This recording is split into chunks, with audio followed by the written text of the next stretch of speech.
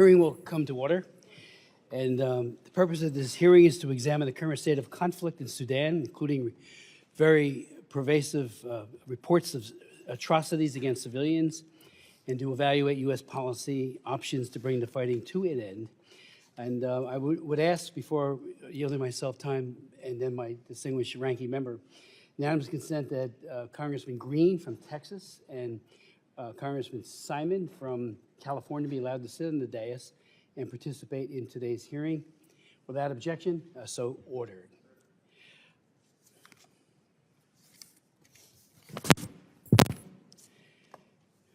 Good afternoon, and I do thank our distinguished witness from the State Department for his flexibility and my ranking member. We do have a series of votes coming up which will take up about an hour and a half or more, so thank you for the flexibility. Last week, I had the honor of attending President Trump's convening of two African leaders to bring an end to the decades of bloodshed and war in Eastern Congo. It is through the President's leadership and his distinguished Secretary of State and the tireless efforts of other members of the staff that the leaders were able to sign an historic accord, the Washington Accords for Peace and Prosperity, the gravity of which we hope will result in a lasting and sustainable peace between Rwanda and the DRC. Yes, there already been some setbacks, but it is a well-meaning and I think a well-articulated effort. And again, being at that signing ceremony, I've worked on the DR Congo issue for 3 decades, and I almost couldn't believe that this was happening as it did last week. The President is a man of peace, peace through strength, and I am encouraged by his focus on engagement on Sudan. Sudan is under the darkest clouds, a catastrophe that has for far too long been met with paralysis by the international community. The people of Sudan have been subjected to unbearable pain, suffering, and loss of life, and even slavery for decades. 3 decades ago, in 1996, I chaired a hearing on the scourge of slavery in Sudan and in Mauritania, where we heard testimony that absolutely chilled our souls. I went to Khartoum in August of 2005 and met with President Omar al-Bashir and other government officials to press for an end to the genocide in Darfur. The meeting was necessarily contentious. Bashir denied any wrongdoing or complicity in the Darfur genocide. In 2009, however, Bashir was charged by the ICC with committing war crimes and crimes against humanity. And in 2010, he was the first person ever charged for the crime of genocide. After meetings with Bashir and other government officials, my staff director, Greg Simpkins, and I visited 2 refugee camps in Darfur, Kama Camp, and stayed overnight in another, Mukjar, an experience that profoundly motivated me to do more, and others to do more, to end the mass violence. When our helicopter landed at the remote Mukjar camp, thousands of women and children danced and clapped and sang beautiful traditional African songs. The people of Darfur have a remarkable generosity and spirit, and it was awe-inspiring. Just about everyone we spoke with, however, especially the women, told us personal stories of rape, senseless beatings, and massacres by the Janjaweed and the Sudanese militias. Former Trump administration Africa director in the National Security Council, Nicole Witterstein, who will testify today from Human Rights Watch, lived and worked in Sudan for 7 years, and she was on that trip, and she recounts it briefly in her testimony today to Mukjar. Ambassador Sam Brownback, when he was a senator, along with Congressman Frank Wolf, were the first members of Congress to visit Darfur in June of 2004. Their historic trip, followed by an aggressive advocacy for the vulnerable and the victims, helped galvanize efforts to try to end the violence. So I'm always appreciative, we all are, for what those 2 great leaders did. Former chair of the U.S. Commission on International Religious Freedom, Tony Perkins, has also led a delegation to Sudan, and in 2020 and today will testify that both the RSF and the SAF have a common enemy in Christians. Christians have been denied food aid and told, unless you leave your Christianity, you will not get any food.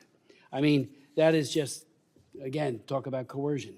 Ken Isaacs of Samaritan's Purse, who testified at our subcommittee hearing this past May 22nd, will testify, and I quote in pertinent part, "Today, the humanitarian situation in Sudan has deteriorated further." That's just 6 months ago, half a year. It's gotten bad, worse. What's happening in Sudan is a man-made famine, with 21 million people facing acute food insecurity and 6.5 million in or near famine. History is not just repeating itself in Sudan, it is compounding. President Trump has called Sudan the most violent place on earth and the single biggest humanitarian crisis, and said tremendous atrocities are taking place. Today, Sudan is in a state of collapse. We're witnessing a genocide that indeed echoes the horrors of the 2000s, perpetrated by the very same actors who soaked the soil of Darfur with blood for 2 decades. The Catholic bishops, and again, when the faith community speaks out, they do it at great risk. They have been very, very strong in saying we find ourselves deeply disturbed by the ongoing devastating conflicts and the dishonored peace agreements in both nations. They're talking about South Sudan as well, especially with the worsening situation in 2025. It is alarming that dialogue is no longer seen as a vehicle for harmony, healing, reconciliation, and unity, the prelates write. The bishops called out politicians in Sudan and South Sudan for astonishing lack of respect for human dignity. There will never be peace in Sudan unless there's accountability for the atrocities committed by General al-Burhan and the Sudanese armed forces, and Mohammed Dagalo, known more commonly as Hemedti, of the Rapid Support Forces, RSF. These two have sadly savaged Sudan with impunity. Just last week, over 100 civilians, including at least 63 children, were killed in South Kordofan state when the RSF attached a kindergarten. To compound the horror, the RSF then reportedly attacked the first responders and the ambulances as they rushed wounded children to local hospitals. Since this conflict erupted in April of 2023, estimates suggest as many as 150,000 people have been slaughtered and more than 10 million people have been displaced. These aren't just numbers. Every murdered civilian, each child starved to death, each woman violated is a person whose life has been taken and shattered. I'm deeply disappointed by the previous administration's delays in imposing robust sanctions, which many of us called for, and allowing the fight to spin out of control from its beginning. For too long, we have dithered with Burhan and Hemedti as they cemented their power. It is unconscionable that Burhan was allowed to travel to New York to be received by the UN Secretary General, granting legitimacy to a man with massive amounts of blood on his hands. We must also be clear-eyed about the external factors fueling this fire. On Tuesday, the Department of the Treasury announced sanctions on a Colombian-led transnational network of hundreds of former Colombian military personnel who have traveled to Sudan to fight alongside the RSF since 2024. It is the illicit flow of Sudanese gold smuggled by the RSF through the UAE that is directly funding Hemedti's war machine. We cannot turn a blind eye to the UAE's role in supplying weapons that kill innocent Sudanese civilians. Simultaneously, we see the malign influence of Russia seeking a naval base at Port Sudan, and reports of Iranian drones bolstering the SAF. Sudan has become a playground for foreign powers, while the people serve as collateral damage. Today's hearing is again, like it was 6 months ago, a call for more action and a cessation to these hostilities. External financing and arms flows must stop. The UAE must cease all of its support for the RSF, and Turkey and Iran must halt military assistance to the SAF. Crimes against humanity, particularly by the RSF, including mass rape, ethnic targeting, and systematic looting, must be investigated and the perpetrators held accountable. And the RSF, I would point out, I believe, should be designated as a foreign terrorist organization, an FTO. I'd like to now yield to my good friend and colleague, Ms. Jacobs, for her opening comments.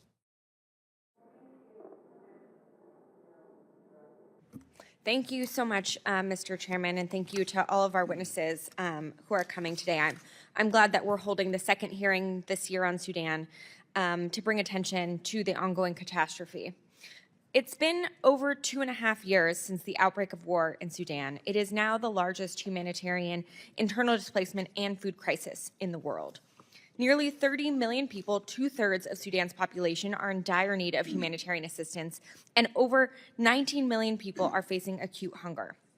Famine, which is entirely man-made, is confirmed in El Fasher and Kadugli. More than 13 million Sudanese have been displaced from their homes since the conflict began, including nearly 4 million people forced to flee across Sudan's borders as refugees. And I've seen this firsthand when I traveled to Chad and met with Sudanese refugees last year. Let's be clear. This is a war of choice. The Rapid Support Forces, the Sudanese Armed Forces, and allied militias have waged this war, committing war crimes and holding the Sudanese people captive for their own selfish interests. SAF continues to indiscriminately bomb civilians, while the RSF inflicts the second genocide in 20 years in Darfur. And their external backers, particularly the UAE with their support to the RSF, in addition to Egypt, Turkey, Saudi Arabia, Iran, and Russia, have turned this war into a regional proxy war by supporting and arming either side, risking further regional destabilization. The crisis has deepened over the past 2 months as the RSF overtook El Fasher, and the world only knew from the satellite images that showed destroyed neighborhoods, blood-soaked grounds, and mass graves. Children have fled El Fasher without their parents, and reports include accounts of widespread slaughter and rape by the RSF. But the real tragedy is that the international community saw this coming, and now experts are predicting the same fate in South Kordofan. So I welcome President Trump's newfound and long overdue attention to this crisis after months of neglect. However, I'm concerned that many of the administration's actions have not only set themselves up to fail, but also worsened the suffering of the Sudanese people. Earlier this year, Secretary Rubio cut millions of dollars in assistance to Sudan as part of President Trump's sham foreign assistance review and illegal dismantling of USAID. For example, USAID was previously supporting the heroic efforts of the Sudanese emergency response rooms to open community kitchens and provide basic meals to Sudanese civilians throughout the country. These kitchens are uniquely situated to assist communities cheaper and faster than traditional NGOs, which is why the Biden administration started funding them. But the Trump administration cut all funding for these kitchens, forcing nearly 80% of all ERR activities to stop and affecting over 1,460 community kitchens operating across Sudan, cutting off vulnerable Sudanese civilians from life-saving food assistance. Today, nearly 250 kitchens remain closed, and 315 kitchens can only provide one meal a day. And that is just one example of the administration's counterproductive actions. The Trump administration shut down the Conflict and Stabilization Operations Bureau, which had critical conflict expertise in Sudan that could have supported the administration's peace efforts. And President Trump has failed to name senior positions to lead Africa policy. Almost a year into the administration, there is no nominated person to be Assistant Secretary for the Bureau of African Affairs at the State Department. He has not only failed to appoint an NSC Senior Director for Africa, but has actually combined the Africa and Middle East Directorate, and he has so far refused to nominate a special envoy for Sudan that is required by law. I would sincerely like to believe that the president's peace agenda is real and will result in real peace. But it's hard to believe that when he has at every turn gutted our foreign policy institutions and neglected to dedicate the necessary staff and resources to make peace not just possible, but enduring. Meanwhile, the Sudanese people don't have time to wait. We need immediate action to hold external backers of the RSF and SAF accountable for their crimes and lack of commitment to a ceasefire. The UAE, for example, is the main backer of the RSF and has made it possible for its genocide to take place. At this point, we've all seen the widespread and credible reporting detailing the UAE's funneling of weapons to the RSF and their efforts to hide it.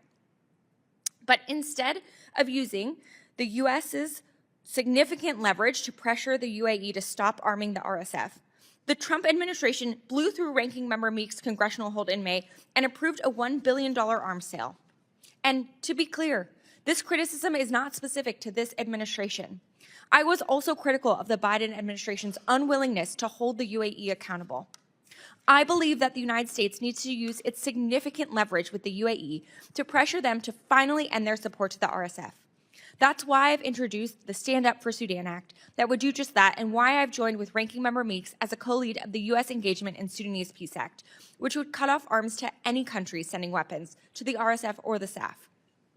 And there are so many more meaningful actions this administration can take. For example, despite the deteriorating humanitarian situation across the country, the State Department has not yet set up a disaster assistance response team, commonly known as a DART, to address the crisis. I urge the administration to do this immediately. And while I was glad to see new sanctions designations on Colombian mercenaries that are fighting for the RSF, they do not designate any of the Emirati entities that are funding this scheme, including the Global Security Services Group. I urge the administration to name and sanction these entities. If President Trump is serious about the peace agenda in Sudan, he should reverse the damage that has been done to our critical programs and institutions, invest the necessary resources and staffing, and take tangible actions to help end the war in Sudan and secure a sustainable peace agreement that ends military rule, establishes a civilian government, and provides a clear roadmap to democratic elections. The Sudanese people have suffered enough. It's time for the United States and the international community to step up and focus on bringing an end to this war so the Sudanese people can finally rebuild their country. So I look forward to hearing from Deputy Assistant Secretary Spera on the State Department's plan to realize the President's interest in peace in Sudan, and from our expert panel to hear their recommendations. Thank you, Chairman Smith. I yield back. Thank you. Thank you, and let me welcome our very distinguished Deputy Assistant Secretary for the Bureau of African Affairs at the U.S. Department of State, Vincent Spera, before us today. From 2021 to 24, he served as the U.S. Consul General in Johannesburg in South Africa. His other overseas assignments include serving as Acting Deputy Chief of Mission and Political Economic Consular at the U.S. Embassy in Dar es Salaam, Tanzania, and earlier as a Political Economic and Consular Officer in Mongolia, Canada, and Chad. He has a very distinguished career, and without objection, his full resume will be a part of the record, but I yield him such time as he may consume. Thank you, Mr. Chairman. Good afternoon, Ranking Member Jacobs, other members of the committee. Really appreciate the invitation to be with you today to address the horrific conflict in Sudan, which of course is well documented, began in April 2023 and has caused the world's worst humanitarian crisis. And the party's manipulation and obstruction of emergency aid have truly exacerbated the suffering of the Sudanese people. And both, as the chairman and ranking member both commented in their opening statements, this crisis and famine are man-made. Just this fall, the world watched in horror as the paramilitary rapid support forces attacked civilians, as thousands of them fled El Fasher in North Darfur. And survivors reaching humanitarian hubs have described sexual violence, summary executions, and other unspeakable atrocities. And tens of thousands of missing civilians never reach safety. And sadly, today, the RSF is repeating those tactics in the court offense. From our perspective, there are no good actors in this conflict. The Sudanese armed forces, known as the SAF, have also committed atrocities, and the administration unequivocally condemns the atrocities committed by both parties. Members of the RSF and allied militias have committed genocide, war crimes, crimes against humanity, and ethnic cleansing. And members of the SAF have also committed war crimes, including in May when the United States announced the government of Sudan used chemical weapons in 2024. As President and Secretary Rubio have both emphasized, the administration is committed to helping end these atrocities in Sudan. We have held bad actors accountable, including by sanctioning both the SAF and RSF leaders and individuals from and supporters of both parties. Since the war began, up to and including the sanctions just mentioned, we've sanctioned over 40 individuals and entities to impose real consequences for fueling the conflict. That includes a September sanctioning of SAF-aligned Islamic actors to limit Islamist influence and curtail Iran's destabilizing influence. And then just 2 days ago, as Ranking Member mentioned, the sanctioning of Colombian entities and individuals that directly supported the RSF's horrific acts. These sanctions send a clear message that the conflict and external support to the warring parties must stop, and that will continue to hold malign actors accountable. Under President Trump's leadership and at his direct instruction, Secretary Rubio and Senior Advisor Mossad Boulos been spearheading negotiations with the belligerents and regional stakeholders. The President is personally driving this effort as we work with the Quad members of Egypt, Saudi Arabia, and the United Arab Emirates, as well as other partners, to facilitate a humanitarian truce and end the external financial and military support fueling the violence. We've put forward a strong text for a humanitarian truce and urged the parties to accept it without any preconditions. Also underscored that all parties, need to honor their humanitarian commitments, including refraining from attacking civilians and allowing full, safe, and unimpeded humanitarian access throughout the country. The United States also remains the leader on humanitarian assistance, but we cannot do it alone. However, under this administration, we have provided more than $405 million in assistance for people in need in Sudan, and that includes life-saving food assistance, nutrition, health services, sanitation, and shelter. But as we sit here now, the onus is on the RSF and SAF to agree to end this war. President Trump recognizes the importance of ending this conflict and that an unstable Sudan threatens regional stability along the critical Red Sea corridor. It also creates a permissive environment for terrorists, adversaries such as Iran, and transnational criminal organizations. As a closing note to my statement, I just note that I first worked in Sudan in the early 2000s as a junior officer in Chad during the height of the Darfur genocide, supporting congressional delegations visiting refugees fleeing across the border. Perhaps, Mr. Chairman, associated with some of the trips you referenced in your opening statement to the region. I later worked in Sudan in the Bureau of Democracy, Human Rights, and Labor after the fall of Bashir. In those roles and others, I watched Sudan move away from mass atrocities to the path towards a civilian-led government on a democratic path before that process was senselessly destroyed. And it's very much our hope that with peace and stability, the Sudanese people can return to civilian-led governance in Sudan. And we very much look forward to working with Congress to end the conflict. Thank you very much for the time and look forward to the engagement. Thank you so very much, Mr. Secretary.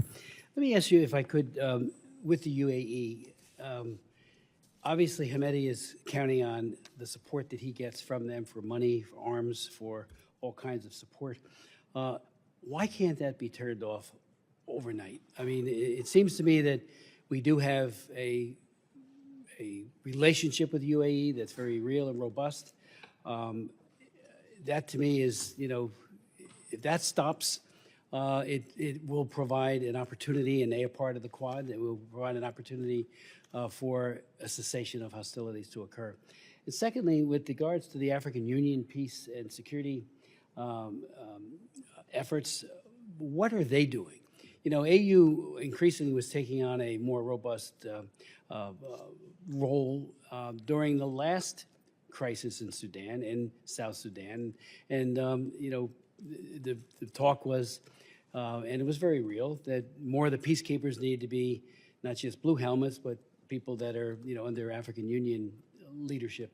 And I'm not sure what role, you can tell us, they're playing to just get the warring factions to stop it.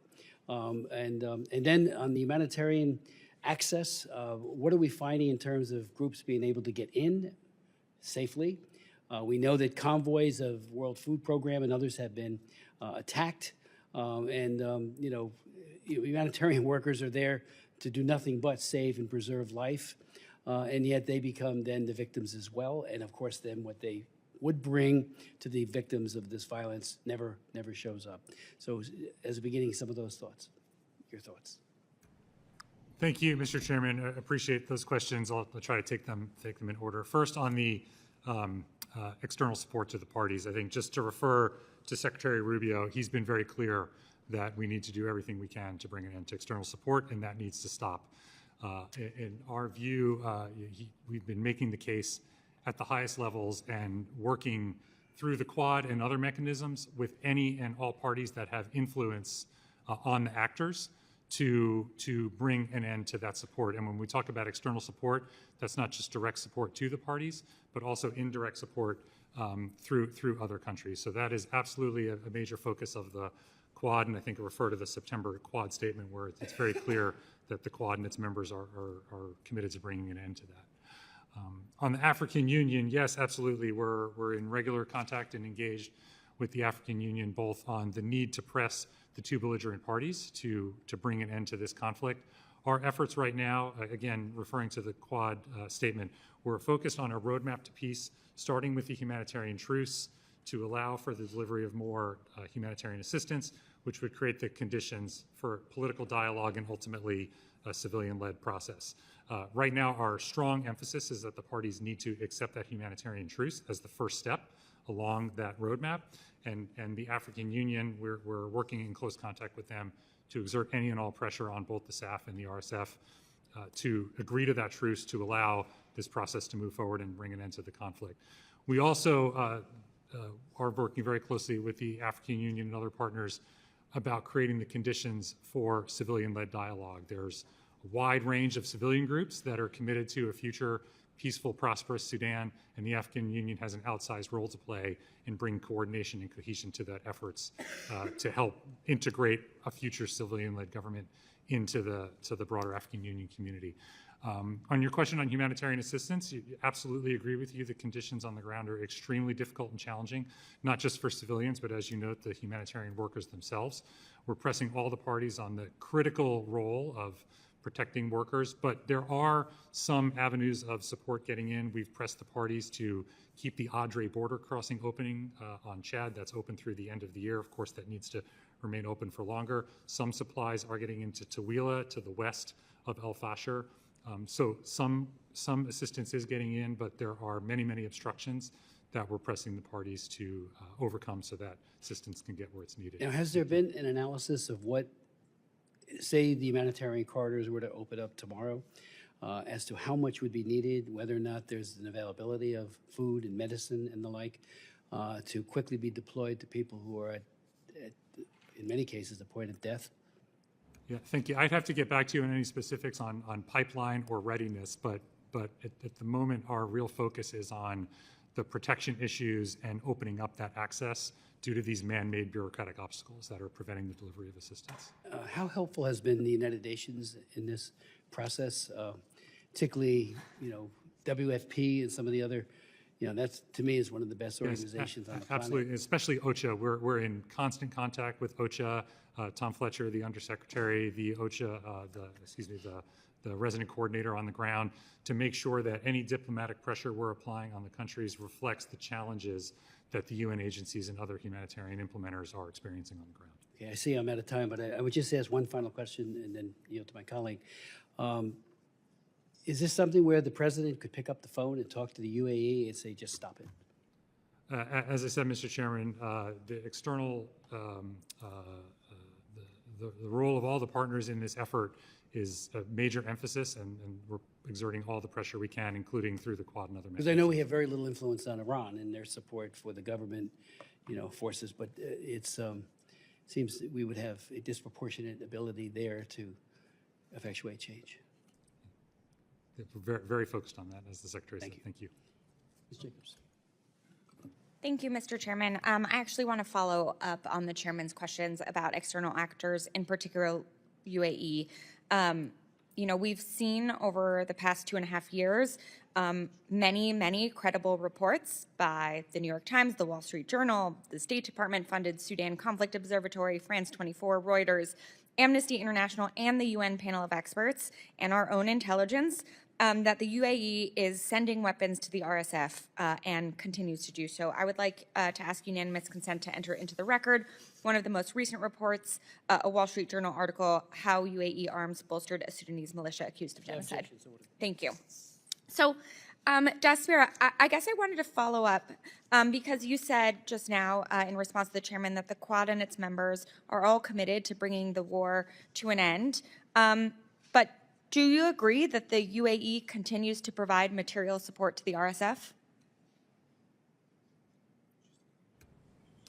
Thank you, Ranking Member Jacobs. I would, again, refer back to the Secretary's comments on the critical role of ending external support and our continued efforts to work with all actors on that front. Okay, and what is the department doing to utilize its significant leverage in the form of arms sales, including a $1.4 billion sale of helicopter and F-16 fighter jet parts that President Trump circumvented Congress on to push the UAE to stop its support and hopefully prevent another mass atrocity? Yeah, thank you. As far as broader arms sales issues and those relationships, I'd have to refer to my colleagues either on our Political and Military Bureau or our Near Eastern Affairs Bureau.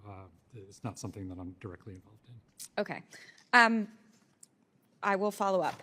Which brings me to the broader point, which is it's unclear to me who's actually driving the policy on Sudan.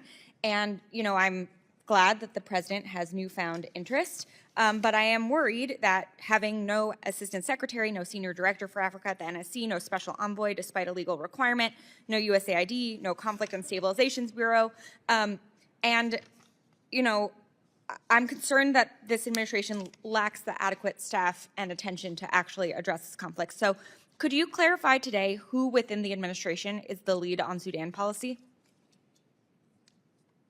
Thank you, Ranking Member. From my perspective in the Africa Bureau, we have extensive amount of attention to the Sudan crisis from the Secretary on down. We have obviously direct. So who within the State Department is the lead on Sudan policy? Well, our Africa Bureau Senior Advisor Boulos, and we're getting all of our direction from Secretary Rubio. Okay.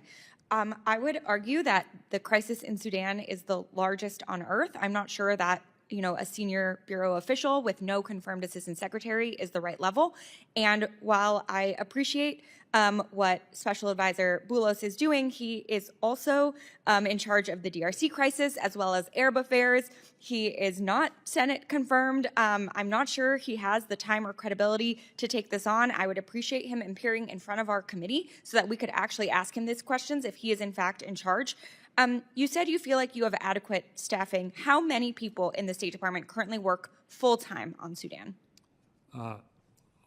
I would have to get back to you with an exact number, but our reorganization, actually, let me refer back, Ambassador Pratt, our senior bureau official, was before this committee just a few weeks ago, and I think as he noted, after the reorg of this past summer, the Africa Bureau is actually larger than it was at the beginning of the administration, and that includes a reorganization of our East Africa team. So the team that I oversee that works on Sudan is actually larger now than it was at the onset of the administration.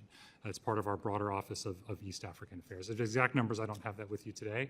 I would also say, back to your comments earlier about Senior Advisor Boulos and Secretary Rubio, the relationships that they have forged and we have forged across the interagency really do reflect a whole of government effort, and the clear direction from the White House and the 7th floor of the State Department are really rallying a lot of that support to ensure that we're dedicating all of our attention to the Sudan crisis. Great, then I will look forward to having Senior Advisor Boulos in front of this committee so we can ask him our questions. Lastly, what is the State Department's plan to respond to the President's interest in finding peace in Sudan? Can you repeat that? I'm sorry. Yeah, what's your concrete plan to respond to the President's interest in finding peace in Sudan? Yeah, so there's a twofold answer to that. So the overall process, the overall plan is as outlined in the Quad Statement, which I referenced before. The immediate effort is to press the parties to agree to this humanitarian truce for 90 days. That would allow the delivery of humanitarian assistance and provide the space for a political dialogue to lead to this broader transition period and ultimately a stable civilian-led process over the long term. So that's the overall architecture of the approach. Within the department, we do that in really 3 different pillars to our approach. There's direct engagement with the belligerents to press them on all of these fronts on the humanitarian truce, as well as having that dialogue on the way forward. There's engagement with any and all parties that have influence on those actors. Yes, the Quad, but also others, including, as referenced earlier, the UAE, European countries, other countries, neighboring countries are critical to this effort. And then third is the longer-term effort to bring some cohesion and coordination to the civilian-led effort. So there's the broad path to peace, undergirded by our 3-pronged approach with the belligerents, with external influencers, and to create the conditions for a civilian process. So those two nest together.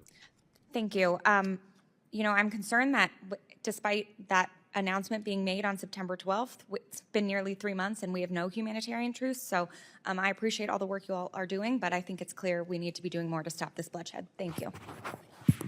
The chair recognizes Mr. Olszewski. Thank you very much, Chairman Smith. Thanks to our ranking member, Jacobs. Thanks to all of our witnesses who will be providing testimony today. Mr. Sparrow, I want to thank you for your many years of service to government here in our country, and I look forward to working with you on this critical issue. I come at this work as a father and someone who has spent my career fighting for kids. And so for me, what is happening to Sudan's children is unconscionable, and it deserves our full attention. We know the images speak for themselves. Starving, and displaced, and traumatized children, makeshift hospitals overflowing with the sick and the injured, classrooms reduced to rubble.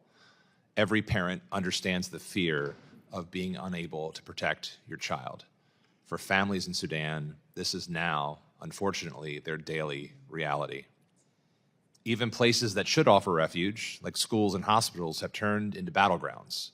A recent drone strike on a kindergarten in South Kordofan that killed dozens of children, a drone strike on a school in Kumo that killed school students, and the evidence of mass killings at a children's hospital in Al Fashur are just a few of many examples of how children are being explicitly targeted.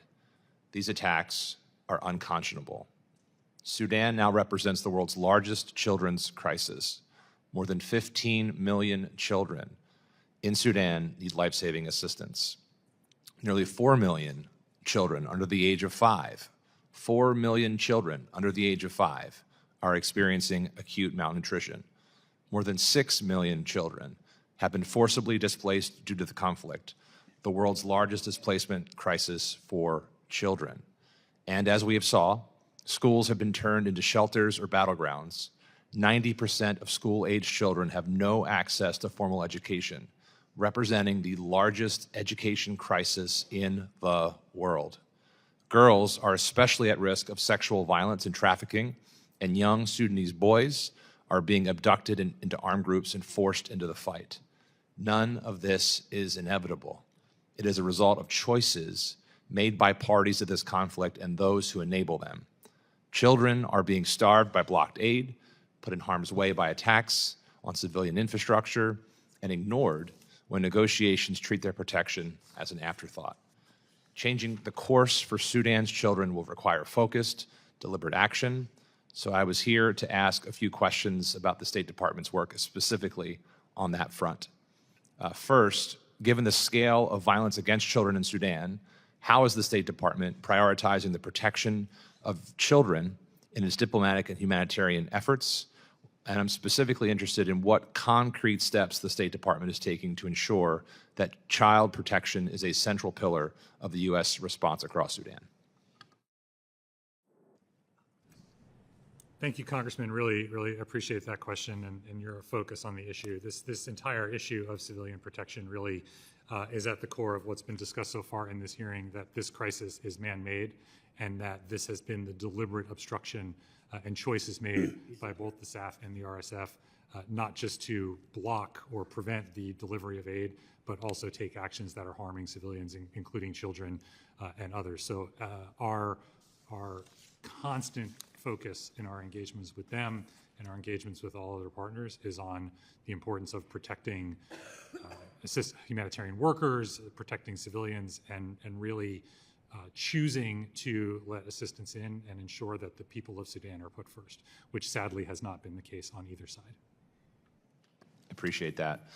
Also wanted to just ask you briefly in my remaining time about unaccompanied children, many of whom who have been arriving in Tooele following the assaults and the attacks that we've seen.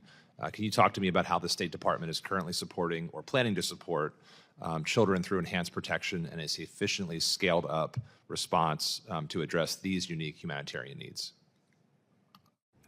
Thank you, Congressman. As I mentioned in my previous answer, we're in constant contact with humanitarian assistance providers, the UN assistance agencies, as well as direct humanitarian assistance providers, to ensure that we have an understanding both of the level of need that we can provide as well as other partners can provide, but also the conditions that are preventing them from delivering the necessary assistance.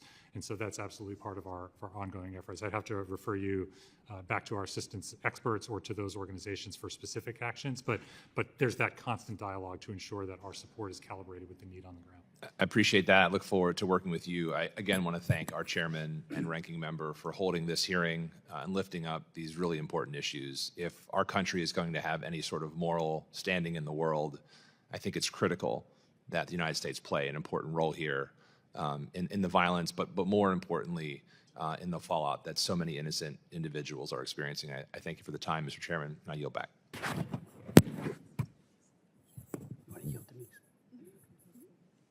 Okay. Chair recognizes Mr. Meeks. Oh.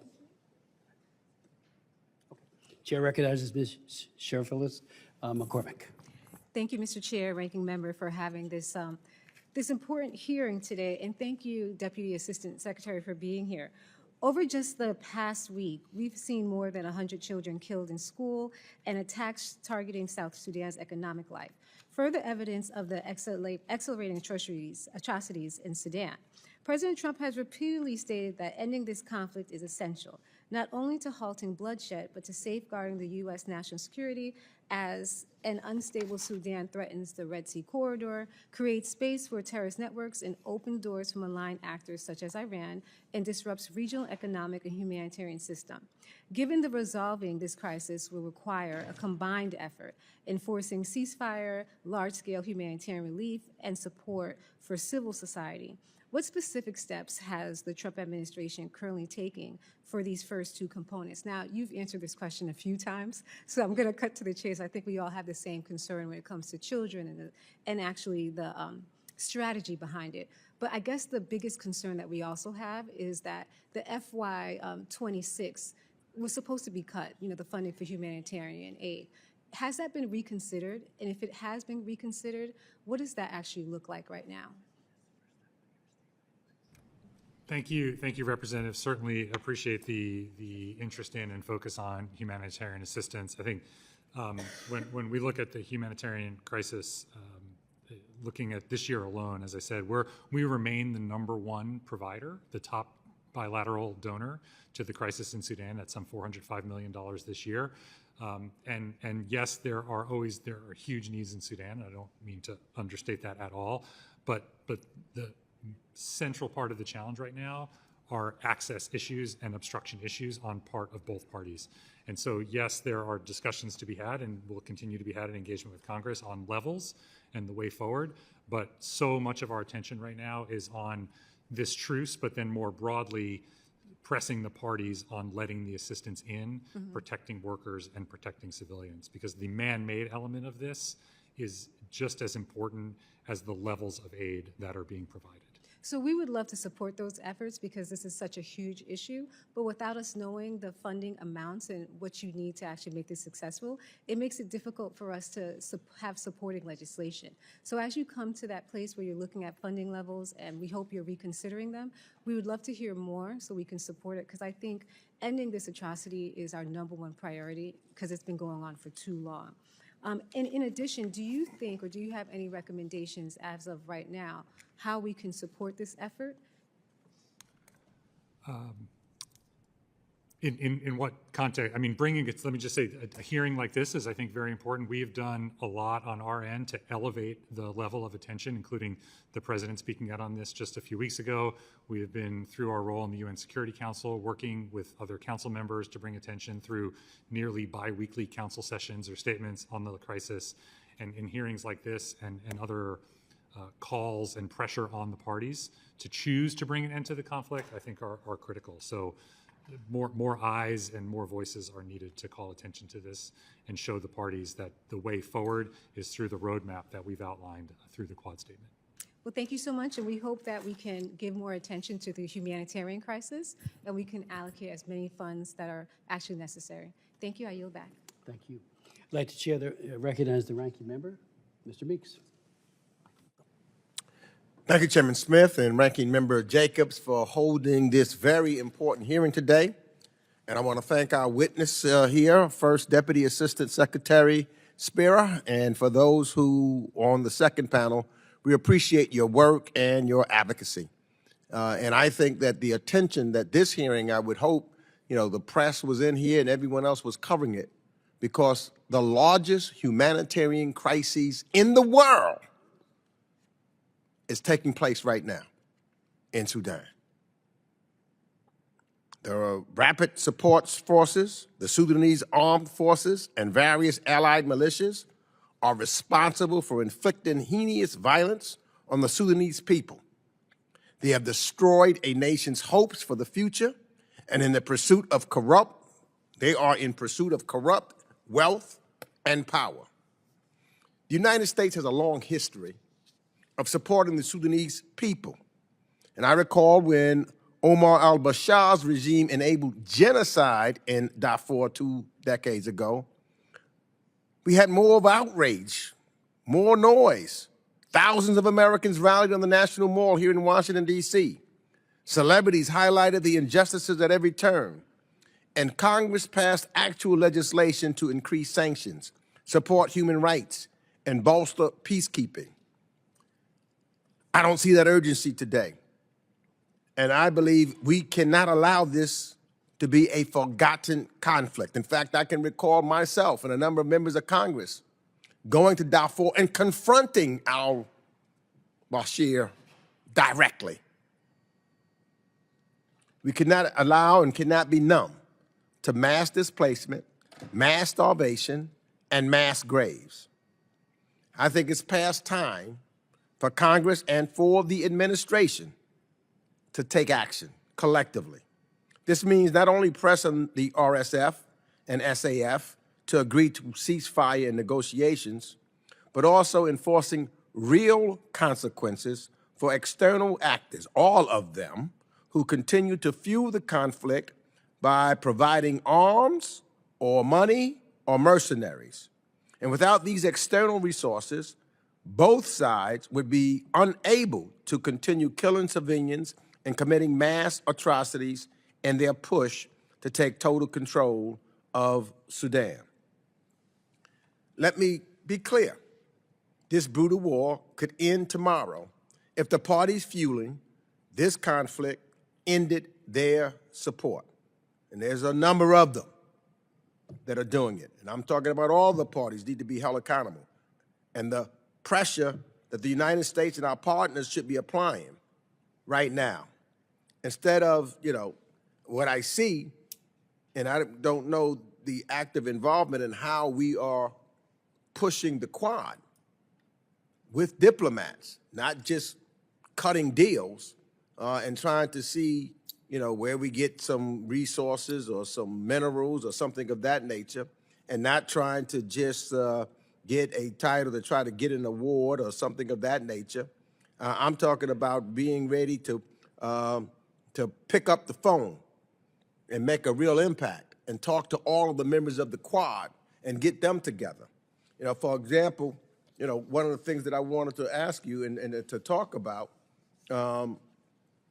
was the United States, what they could do right now to help bolster a responsible regional approach to end the fighting in Sudan is to make this a priority engagement with other African leaders. A great opportunity to do that would have been during the U.S. African Leaders Summit, the ALS, which unfortunately what happened, President Trump was required to have the ALS by law to convene it this year. It's now December 11th, and there's no ALS has been held. When members of this committee wrote to Secretary Rubio about this, we received a response that noted the importance of the ALS, but contained no commitment to the summit, either this year or even next year. So I'm just asking you, will you commit today that the United States will hold the U.S. Africa Leaders Summit next year so that we can have a direct and get the African leaders involved, along with compelling and talking to those of the Quad to really get something done? Thank you, Representative Meeks. Really appreciate your comments, especially on the need to bring more attention to the crisis that's happening in Sudan, and would just underscore that with the President's amplification of the U.S. interest and the Secretary's direct engagement, that's exactly what we're trying to do, and look forward to continuing to work with Congress and others to bring more attention. On the Africa Leaders Summit, I'm not able to sit here today and announce that we have a date or time, but we're constantly working with the White House and across the administration to look at options for high-level engagement. I would point to the fact that there have been a wide range of high-level engagements, including at the presidential level in Africa. As was referenced in the opening statements, we had the peace signing just last week between DRC and Rwanda. Those two presidents were also at the White House back in June. We've had engagements throughout the year, including in July when the president hosted African leaders at the White House. So we are continuing to maintain that high level of engagement with senior leaders at the across the African continent on these issues of critical importance. Yes, on the security front, on issues like Sudan, on issues like the conflict in the Congo, but also on our broader prosperity agenda, really looking at efforts to bolster our development agenda through a commercial lens that brings prosperity both to Africa and to the United States. Well, look, and it's got to be more about the American people. Let me just ask this, because I know the Quad countries, for example, are pushing the RSF and the SAF to agree to a 3-month humanitarian ceasefire and want to build toward a lengthier and more sustainable ceasefire after that. But so far, the RSF has agreed in theory to a humanitarian ceasefire, but clearly that's not serious because the militia has continued to launch brutal attacks on civilians in Darfur and in the Kordofan region, and the ASF has rebuffed the humanitarian ceasefire altogether. Now, I just want to find out what's the U.S.'s approach to this, to gathering and making sure that these ceasefires hold, and how are they working with the Quad? In fact, can you tell us, in achieving peace in Sudan, how has it changed, if it has, since President Trump announced that Sudan would become a priority, if it is a priority? Thank you, Representative. Completely agree. The onus is on the parties to take action, and the words have been empty. The RSF announcing agreement to a humanitarian truce, exactly as you say, they have not lived up to that statement, especially with the attacks going on in Kordofan, and then the SAF not agreeing to the truce to begin with. I think what is different and what we have tried to emphasize is that this truce is the first step in a longer-term plan to lead to a peaceful civilian-led Sudan. So this truce is meant to be short-term in nature, to give the space for that political discussion on a transition to happen, while at the same time starting already our efforts to bring the civilian dialogue into a more cohesive structure, so that when that time comes, there is something to transition to. So this is all happening simultaneously, but the first step is that truce, and our efforts are really focused on pressing the parties and anyone with influence on them, Quad members or not, to press them to accept this critical first step to end this man-made crisis. I just want to make sure, and I'm ready to step and work with the administration if we're going to put pressure and work with and put pressure on those that are part of the Quad, whether it's the Egypt or the UAE or Saudi Arabia and us. That's how I think the difference will really happen here. And I've had conversations when various heads of states, both from Saudi Arabia, as well as from the UAE, as well as from Egypt, I'm talking to them and try to pressure them. I would hope that we can work together to make this happen and again, get all of the external parties stopping from giving weapons to the various groups and militias, because that's the only way that we're going to be able to save and help the Sudanese people. I yield back. Thank you, Ranking Member. Before yielding, Ms. Radewagen, there is a UN arms embargo. It was just renewed. Hopefully the UN and all of us are trying to enforce that. And I would ask you, I introduced HRES 479 in June, calling for a special envoy, and we all know there would have never been a peace that's now been shattered in Sudan without Senator Danforth, and ditto for Northern Ireland. That happened because of a special envoy as well. So I hope that that's something that would be, done and done soon. Maybe Sam Brownback could do it. I mean, nobody knows this like he does, but we do need someone walking that point. But before you go, I'd like to yield to my good friend and colleague.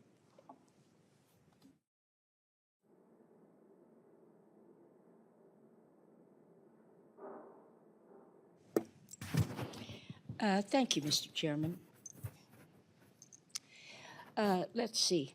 What concrete and verifiable actions has the government of Sudan taken to fulfill its obligations under the Chemical Weapons Convention, and how is the department assessing the government of Sudan's compliance following credible reports of chemical weapon use?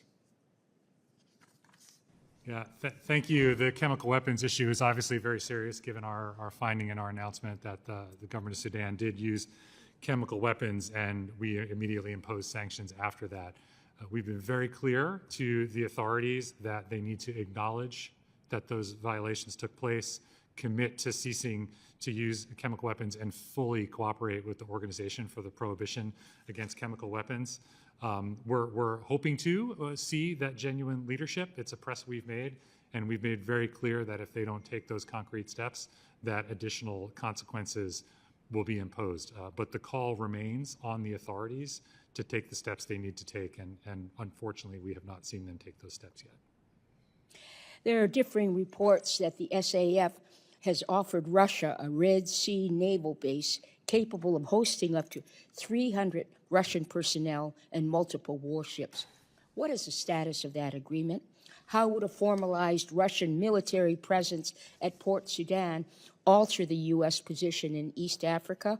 And what are the potential implications for countries in the region if this base becomes a reality?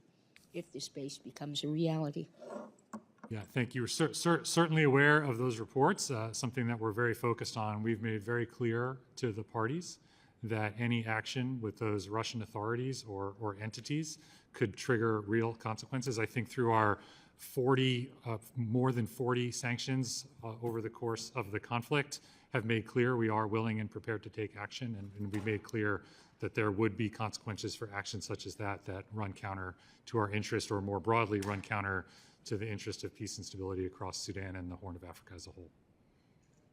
How else are countries like Russia, China, or Iran using the conflict in Sudan to their benefit or to the detriment of the United States? From our perspective, Congresswoman, our focus is on pressing the parties to accept this truce and to agree on a path forward.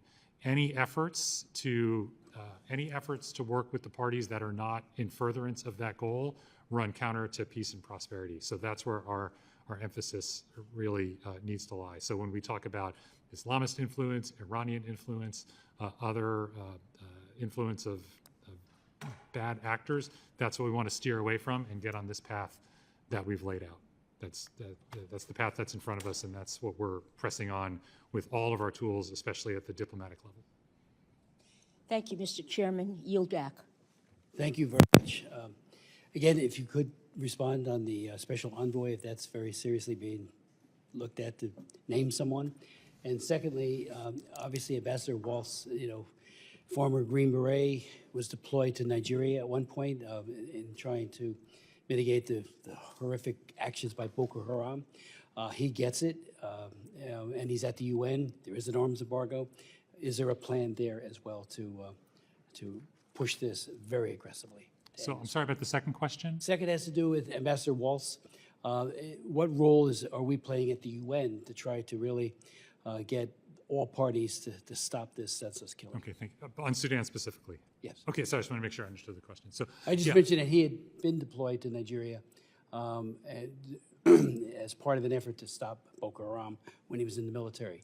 So he really understands, I think, Africa. He was on this committee, as you know. So Yeah. No, thank you. On the envoy question, I'll just say that's not a role that I'm specifically involved in my position. It would really have to, certainly aware of the legislation and that language, but I would have to refer you either to our Office of Presidential Appointments or other leadership in the department. I'm not involved in if the you could convey to selection them that process. there We'll is a certainly great convey that, interest of Chairman. you. Absolutely Ms. Jacobs understand. is a co-sponsor of our I mean, I would reiterate, though, that with the Secretary's involvement and Senior Advisor Boulos, we're getting very clear direction and guidance on the way forward, and really has the department focused on this. But absolutely, we'll relay that. Thank you. As far as the UN and Ambassador Waltz, a very close relationship with our team up in New York. Our leadership, including myself, briefed him before he took on that position, and we've really relied on his leadership in New York to ensure that Sudan remains very prominent on the Security Council's agenda through regular meetings, briefings, statements, and elsewhere. So there's a very, very close coordination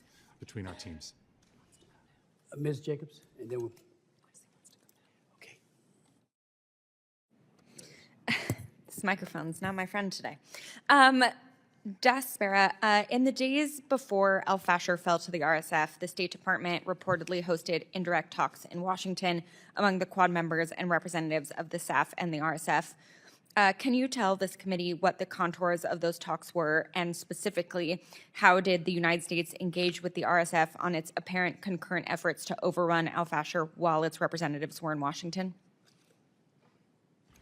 Thank you, Representative Jacobs. As far as specifics of the diplomatic engagement, I mean, I can't really get into details, but we, as part of the strategy I outlined earlier, it's critical that we remain in direct contact with all the... I understand that, but knowing what had happened as a result of RSF attacks on the Zamzam displaced persons camp and previously in the city of El Geneina, were there any consequences discussed for the potential fall of El Fasher while you were meeting with RSF representatives? We've been in direct contact with, we've been in contact with all the parties throughout, and absolutely pressing on the need to avoid the humanitarian crisis in El Fasher.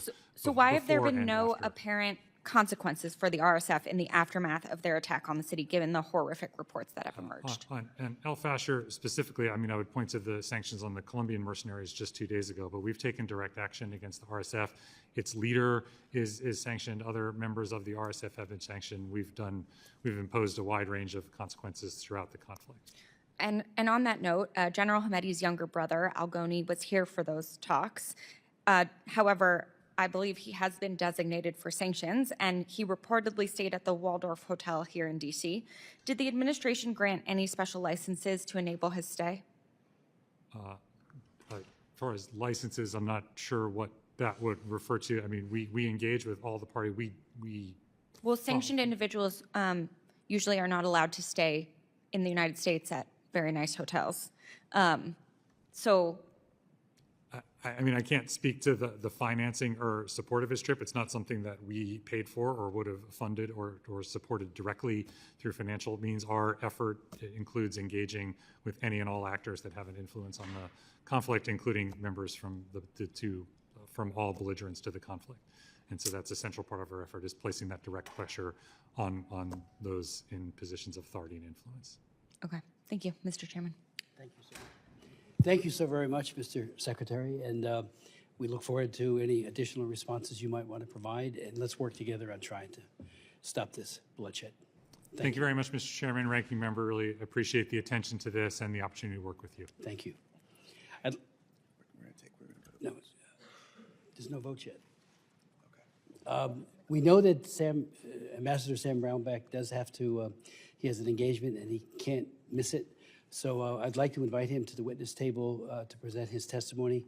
And then we will break for votes and come back about 3 o'clock. And I apologize to our other witnesses in advance for that. But Sam, if you would mind taking the witness table. And thank you, Mr. Secretary, for your testimony and leadership. I can't have everybody there, can I? Mr. Chairman, thank you very much for accommodating me on this and on the flight that I have. Well, we got 1 minute, Ambassador, but if the others could come to the table, and I will introduce them all maybe a little bit later. I just don't want to, no problem. Okay, let me just introduce Sam Brownback, because the vote has not been called yet, and we have 15 minutes once it is. Sam Brownback served as Ambassador at Large for the International Religious Freedom from February of 2018 to January of 2021. He was also governor of Kansas from 2011 to 2018. Prior to that, he represented his home state in the United States Senate, as well as the House of Representatives. He has had every important job you could possibly imagine. While a member of the Senate, he worked actively on the issue of religious freedom in multiple countries, and I said in my opening comments, he was the first to go to Darfur and to raise the ugly specter of what was happening there, and he helped wake up not just the country, but the world, and I thank him for that. Prior to his public service, Ambassador Brownback practiced law and taught ag law at Kansas State University. He got his BS from Kansas State University and JD from the University of Kansas.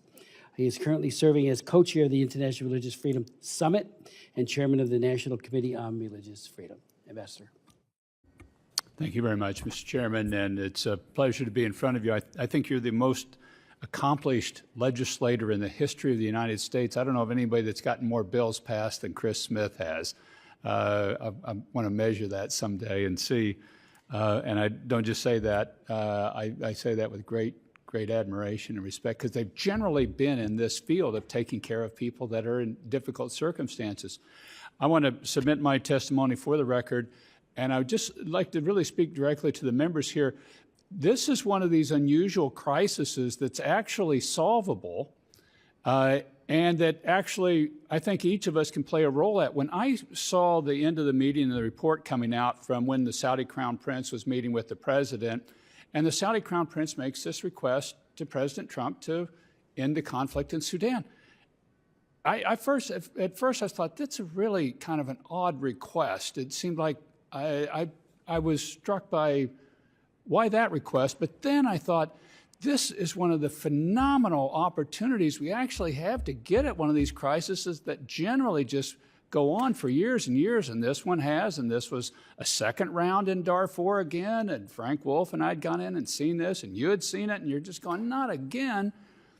But what we have to do then, and I would say both to you, Chairman Smith and Ranking Member Jacobs, is if you could get behind the effort now and say, we applaud this effort. And Representative Jacobs, if I was in your spot, I'd be saying the same thing you're saying. So I understand what you're saying, and I have no qualms with it, but we actually have a moment here that you could press the president, the head of Saudi Arabia, UAE, Egypt, other players in this, and just say, we have disagreements, but on this, we are all together on ending this conflict. We call on the two warring generals to step together and to end this, and the outside parties to do this, and President Trump to host a meeting in the White House of these warring generals to sign the peace treaty.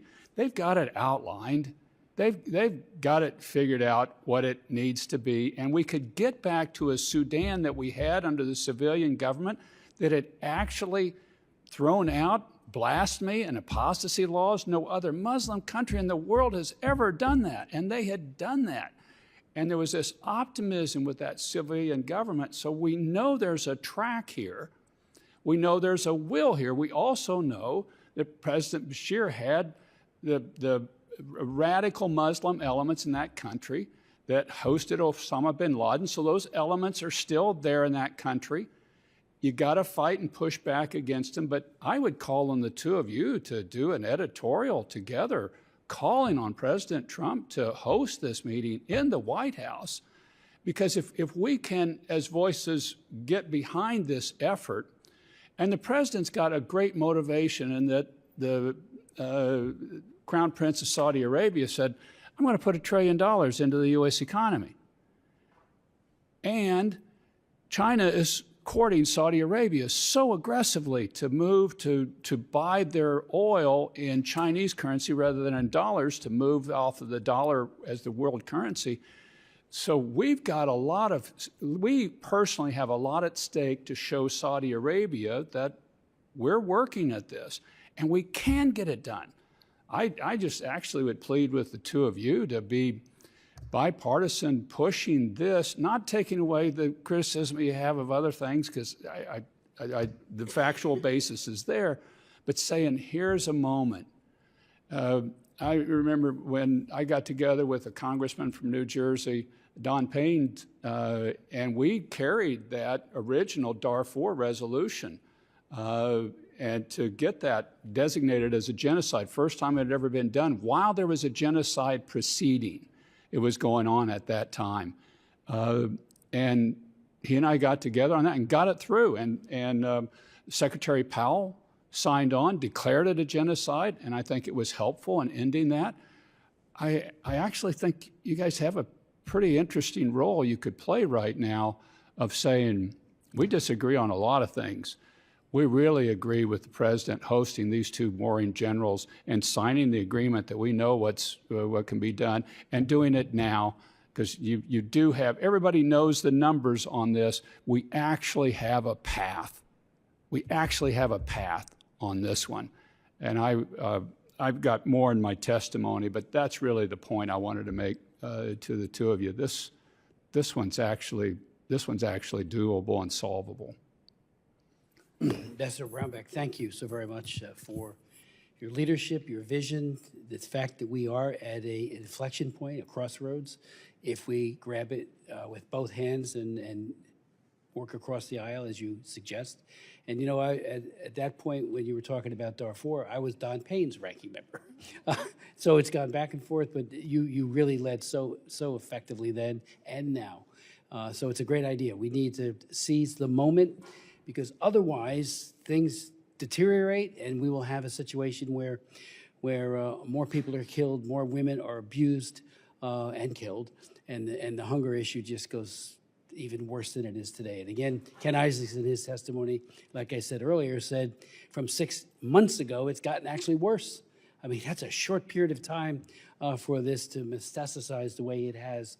And I think your idea of hosting, or the president hosting the two belligerents and trying to get them to just put down the arms and stop it. And so thank you, Sam, really, Mr. Ambassador, for that suggestion, for your leadership, which has been across multiple decades. And thank you. I'd like to yield to Ms. I'm good. Okay. We will follow up on that, and we're only rushed a little bit because the vote has been called, but we'll come right back, and I again apologize to our other distinguished witnesses. We will be in recess for to about 3 o'clock, 3:10 or so, and then we'll reconvene. But again, Ambassador Brownback, Thank you. you're amazing because of the votes. But we did have a good first session, and now we have a tremendous panel to provide insights to the subcommittee. We will begin with Mr. Tony Perkins, the President of the Family Research Council and the former Chair of the U.S. Commission on International Religious Freedom. Mr. Perkins currently serves as the President of the Family Research Council, or FRC, whose mission is to serve in the kingdom of God by championing faith, family, and freedom in public policy and the culture from a biblical worldview. Prior to joining FRC in August 2003, he served in the Louisiana legislature, where he was a leading pro-life, pro-family voice during his tenure as FRC's president. Tony has expanded the organization's reach beyond Washington and has become a major builder of networks of pastors and churches. He also, as I said in my opening comments, did travel to Sudan in 2020, led a religious freedom mission there, and did a tremendous job before, during, and after in trying to, again, bring the blessings of religious liberty to a place that is so incredibly challenged. We'll then hear from Ken Isaacs, the Vice President of Programs and Government Relations at Samaritan's Purse. As Vice President of Programs and Government Relations, Ken oversees all international relief projects for Samaritan's Purse. He has more than 35 years of experience in working in the relief and development communities, and his work has taken him to over 150 countries in response to global emergencies resulting from wars, complex crises, famines, and natural disasters. I would point out that I and members of this subcommittee and our staff often ask Ken for insights about what's happening in a given country, the work of Samaritan's Purse, both internationally and domestically, and even during the COVID crisis. I remember we had one of your top docs who contracted COVID and made his way back here and actually survived and persevered, but he came and testified and did a tremendous job coming out of Sierra Leone and Liberia as he did. We'll then hear from Ms. Nicole Wittersheim. Am I getting that right? Cool. The Deputy Washington Director at Human Rights Watch, with more than 25 years of experience at the intersection of foreign policy, human rights, and national security. She brings a deep expertise in U.S. government processes and extensive field experience in conflict zones and political crises, including Afghanistan, Cote d'Ivoire, South Sudan, and Cambodia. I would also note, as I indicated in my opening comments, she spent 7 years in Sudan, and that's hard work, and thank you for that work under very trying times. And it was there when I led a delegation that went to Mukjar, and that was just an amazing experience for me, and I hope it was good for you. But the hope that those people had, which has now been dashed under the current crisis. So, Mr. Perkins, the floor is yours. Thank you, Mr. Chairman, Ranking Member Jacobs, members of the subcommittee. Thank you for the opportunity to testify today. As Chairman Smith mentioned, I served on the U.S. Commission on International Religious Freedom from 2018 to 2022, served as both vice chair and chair, and I currently serve as president of the Family Research Council, where we care deeply about protecting and promoting fundamental human rights. Foremost among those is religious freedom. And Congress, in part because of your leadership, Mr. Chairman, recognized the strategic importance of this principle when Congress enacted the International Religious Freedom Act in 1998. And research since then has affirmed what RFRA presupposed, that countries that safeguard religious freedom experience greater social stability and, in many cases, stronger economic performance, conditions that are desperately needed in war-torn Sudan. In 2020, while serving on the USERF Commission, I participated in, I think, what is the most recent USERF visit to Sudan. During that trip, I met with the transitional Prime Minister, Hamdok, who was, I think, taking meaningful steps to improve religious freedom. And those reforms actually led to Sudan's removal from the U.S. list of countries of particular concern after 20 years. But sadly, the progress we witness has collapsed, and ethnic and religious-driven violence has again engulfed the country. Sudan is once more making headlines for horrific violence, which is driving an international humanitarian crisis. But this current calamity cannot be understood in isolation. Since gaining independence in 1956, Sudan has been plagued by conflict. The danger today is assuming that this problem is new, rather than addressing the deeply rooted drivers of instability. Sudan does not need a temporary pause in fighting. It needs a durable peace that confronts these underlying causes. While the Rapid Support Forces are rightly condemned for atrocities, both major armed factions bear responsibility for the violence. The Sudanese armed forces have also committed brutal abuses, including killings and beheadings of civilians. Neither faction represents a credible path toward long-term stability or respect for human rights. Many will recall Omar al-Bashir, who ruled from 1989 to 2019. He created the militias, the predecessors of today's RSF, as instruments of jihadist ethnic cleansing against Christians and African tribes. At that time, the RSF and the SAF, they actually worked together. They only became rivals after the coup that removed al-Bashir. The extremist ideologies and structures that fueled past persecution continue to animate both armed groups today. Although the RSF and the SAF are fighting each other, they share a common hostility toward Christian communities, whom they do not view as fitting their vision for the future of Sudan. Churches have been targeted by both factions. Christians have been denied food, aid, and told, quote, "unless you leave your Christianity, no food for you." They and countless Muslims, Africans, and other vulnerable communities are the true victims of this war. Regional actors are further complicating the conflict. The United Arab Emirates' support for the RSF is well known, but Egypt, Iran, Turkey, and Russia have also sought influence, providing drones, weapons, or economic incentives. Sudan's government recently offered Russia a naval base in Port Sudan, an indicator of the geopolitical stakes. Now, the humanitarian crisis is staggering. Nearly 12 million people are internally displaced, and more than 4 million have already fled the country. Many are now in Chad, Egypt, and South Sudan, nations whose fragile infrastructures cannot sustain this influx. The Nuba Mountains, long vulnerable to both famine and persecution, urgently require aid that is not obstructed nor manipulated by either the SAF or the RSF. Reports indicate that more than 150,000 people have been killed in the conflict over the past few years, and the toll continues to rise. The international community, including the United States, cannot remain passive. Sudan was designated a country of particular concern for religious freedom from 1999 to 2019. After the 2019 transition, meaningful reforms, including the repealing of apostasy laws and improving protections for minorities, led to the removal from the CPC list.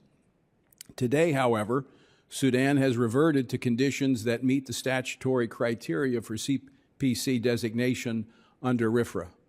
The safeguards that once existed have collapsed, and the extremist structures that long persecuted Christians and other minorities are again driving violence.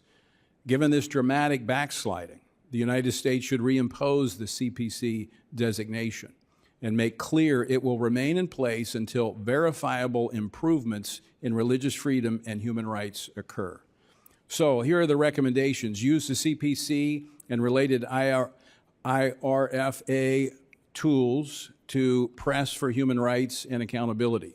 These designations should inform all U.S. engagement with Sudanese factions and regional actors fueling the conflict. Promote federalism and decentralized governance. The centralized state dominated by one armed group will only perpetuate bloodshed. Empowering regional governance structures is essential for long-term peace. Ensure direct humanitarian access to the Nuba Mountains and other besieged regions. Aid must reach civilians without interference from the SAF and the RSF. And partner with Sudan's churches.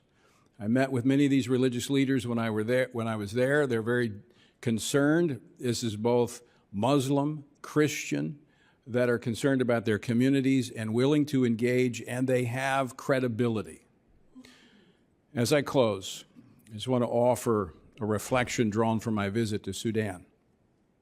5 years ago, as I stood in Khartoum at the point where the Blue Nile and the White Nile converge to form the great river that flows north through Africa. Each tributary has its own origin and path, yet they meet, and I stood at the single point that shapes everything downstream. It really is a picture. Sudan stands at such a confluence today. Its troubled history meets a present moment filled with danger, but also with possibility of renewal. What flows from this convergence will determine not only Sudan's future, but also the stability of the entire region. My hope is that the United States will use its diplomatic, humanitarian, and economic tools to help ensure that what flows forward is justice, peace, and genuine freedom for all Sudanese people. Mr. Perkins, thank you so very much for your testimony. Mr. Isaacs.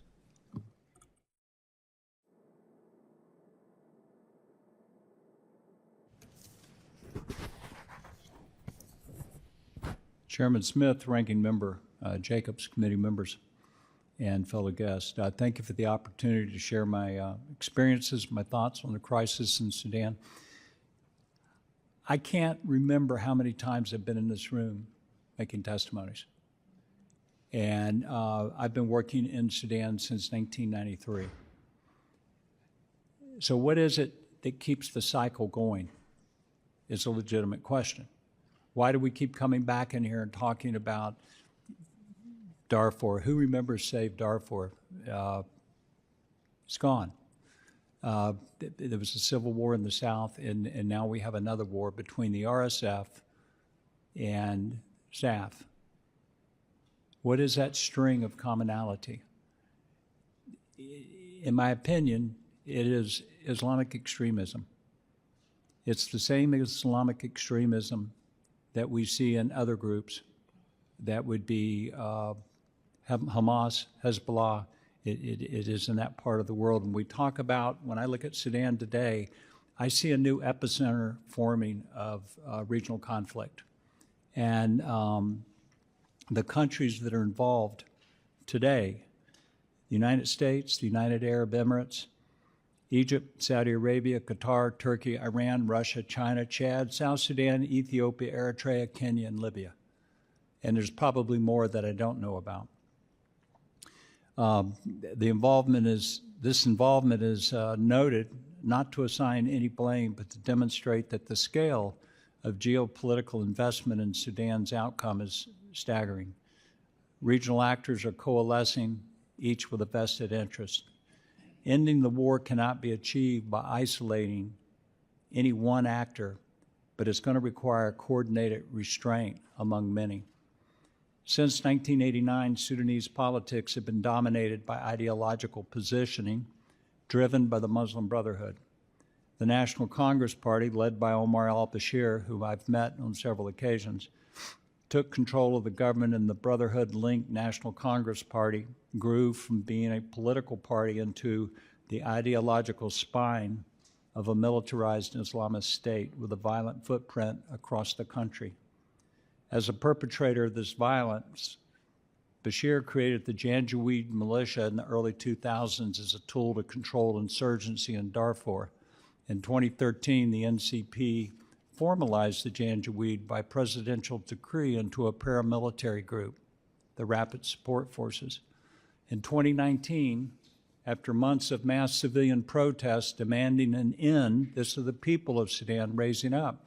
They demanded an end to Islamist authoritarian rule, and Sudan's military removed President Omar Bashir and formed a transitional government with civilian leaders.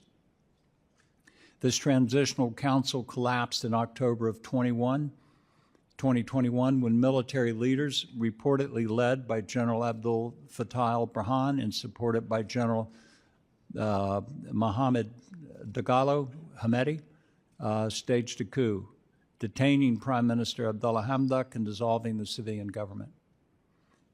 Then in April of 2023, this alliance fractured and Khartoum dissolved into open conflict, which has absolutely burnt the country.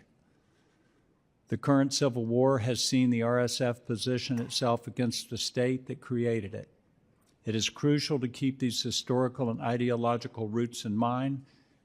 Both the SAF and the RSF grew out of the same ideological fabric that is woven deeply into Sudanese power structures. It is not just a fight between two generals. It is a legacy of entrenched Islamist political networks that now stand at odds with each other. You've heard the numbers many times today. My version of them are this. An estimated 30.4 million people, roughly 2/3 of the Sudanese population, need humanitarian assistance. 21 million people face acute food insecurity, and 6.5 million are in or near total famine conditions.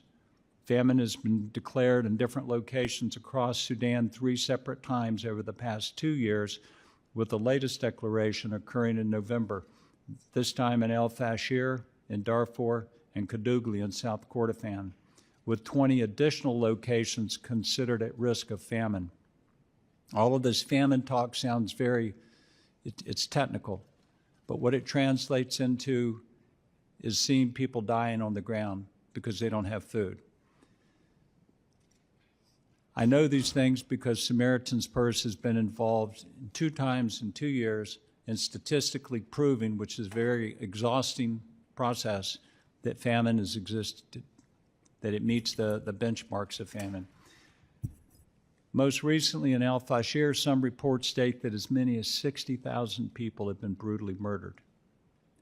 I trust that all of you have seen the videos of these because it's horrific. The country has descended into an intractable war that has no military conclusion except for the continued loss of civilian life. The SAF and the RSF must be compelled to accept a ceasefire. I also want to point out there's a lot of talk today, even coming from me and others, about humanitarian needs. But you cannot solve a political problem with a humanitarian solution. I've learned that in over 35 years of doing this. The first and overriding priority must be to stop the war. The fastest way to accomplish that is to pressure both sides to accept a ceasefire. In order to actualize it, it will require observation by a credible international body. I'm actually thinking of a group of EU monitors and not something like the UN peacekeepers that were in Darfur back when you were there. In order, this body needs the broad political support and the authorities necessary to monitor and to enact enforcement on both sides by the terms of the ceasefire agreement, utilizing political and economic leveraging. The second requirement is humanitarian access. There's been a lot said about that today. Sudan's civilians are not simply caught in the crossfire, They're being starved by the collapse of all of the economic and social mechanisms in their society. Aid corridors must be open and confidently provide safe passage into Darfur, Kordofan, Khartoum, Jazeera, all without taxation, diversion, or interference. Humanitarian access cannot be optional. It must be negotiated and guaranteed at the beginning of the ceasefire. Thirdly, a civilian transitional authority must be reconstituted. It cannot be symbolic, and it should be drawn from across Sudan. As Sudanese society is multi-ethnic, a wider civilian body is required for nationhood. Both primary forces in this war emerged from the same security architecture, and I think it's important to remember that. That system fused governance from ideological patronage and armed structures. The people of Sudan want this legacy corrected. That's what they voted for in 2019. Sudan will not move forward if its political identity and security apparatus remain defined by structures born of ideological brutality. Sudan requires a civilian constitutional structure that protects worship while ending the conflation of armed power with religious identity. The state should not use religion to dominate and exclude. A state in which Sudanese may freely worship is only possible if the political authority is accountable to civilians, but not to the military command and theological claims. The United States is well served by a clear policy that prevents flirting with the ideological and organizational network from which emerged Al-Qaeda, Hamas, and other armed movements whose destabilizing consequences now reach from Gaza to the Red Sea. President Trump and Secretary of State Rubio are to be applauded for recognizing the dangers of the Muslim Brotherhood and moving to declare them as a foreign terrorist organization. Sudan can be stable and functioning with a civilian constitutional framework where faith is protected and politics are not defined by military force. A stable, functioning Sudan is not a favor to the world, but it is an American interest. A stable Sudan will make America stronger, safer, and more prosperous.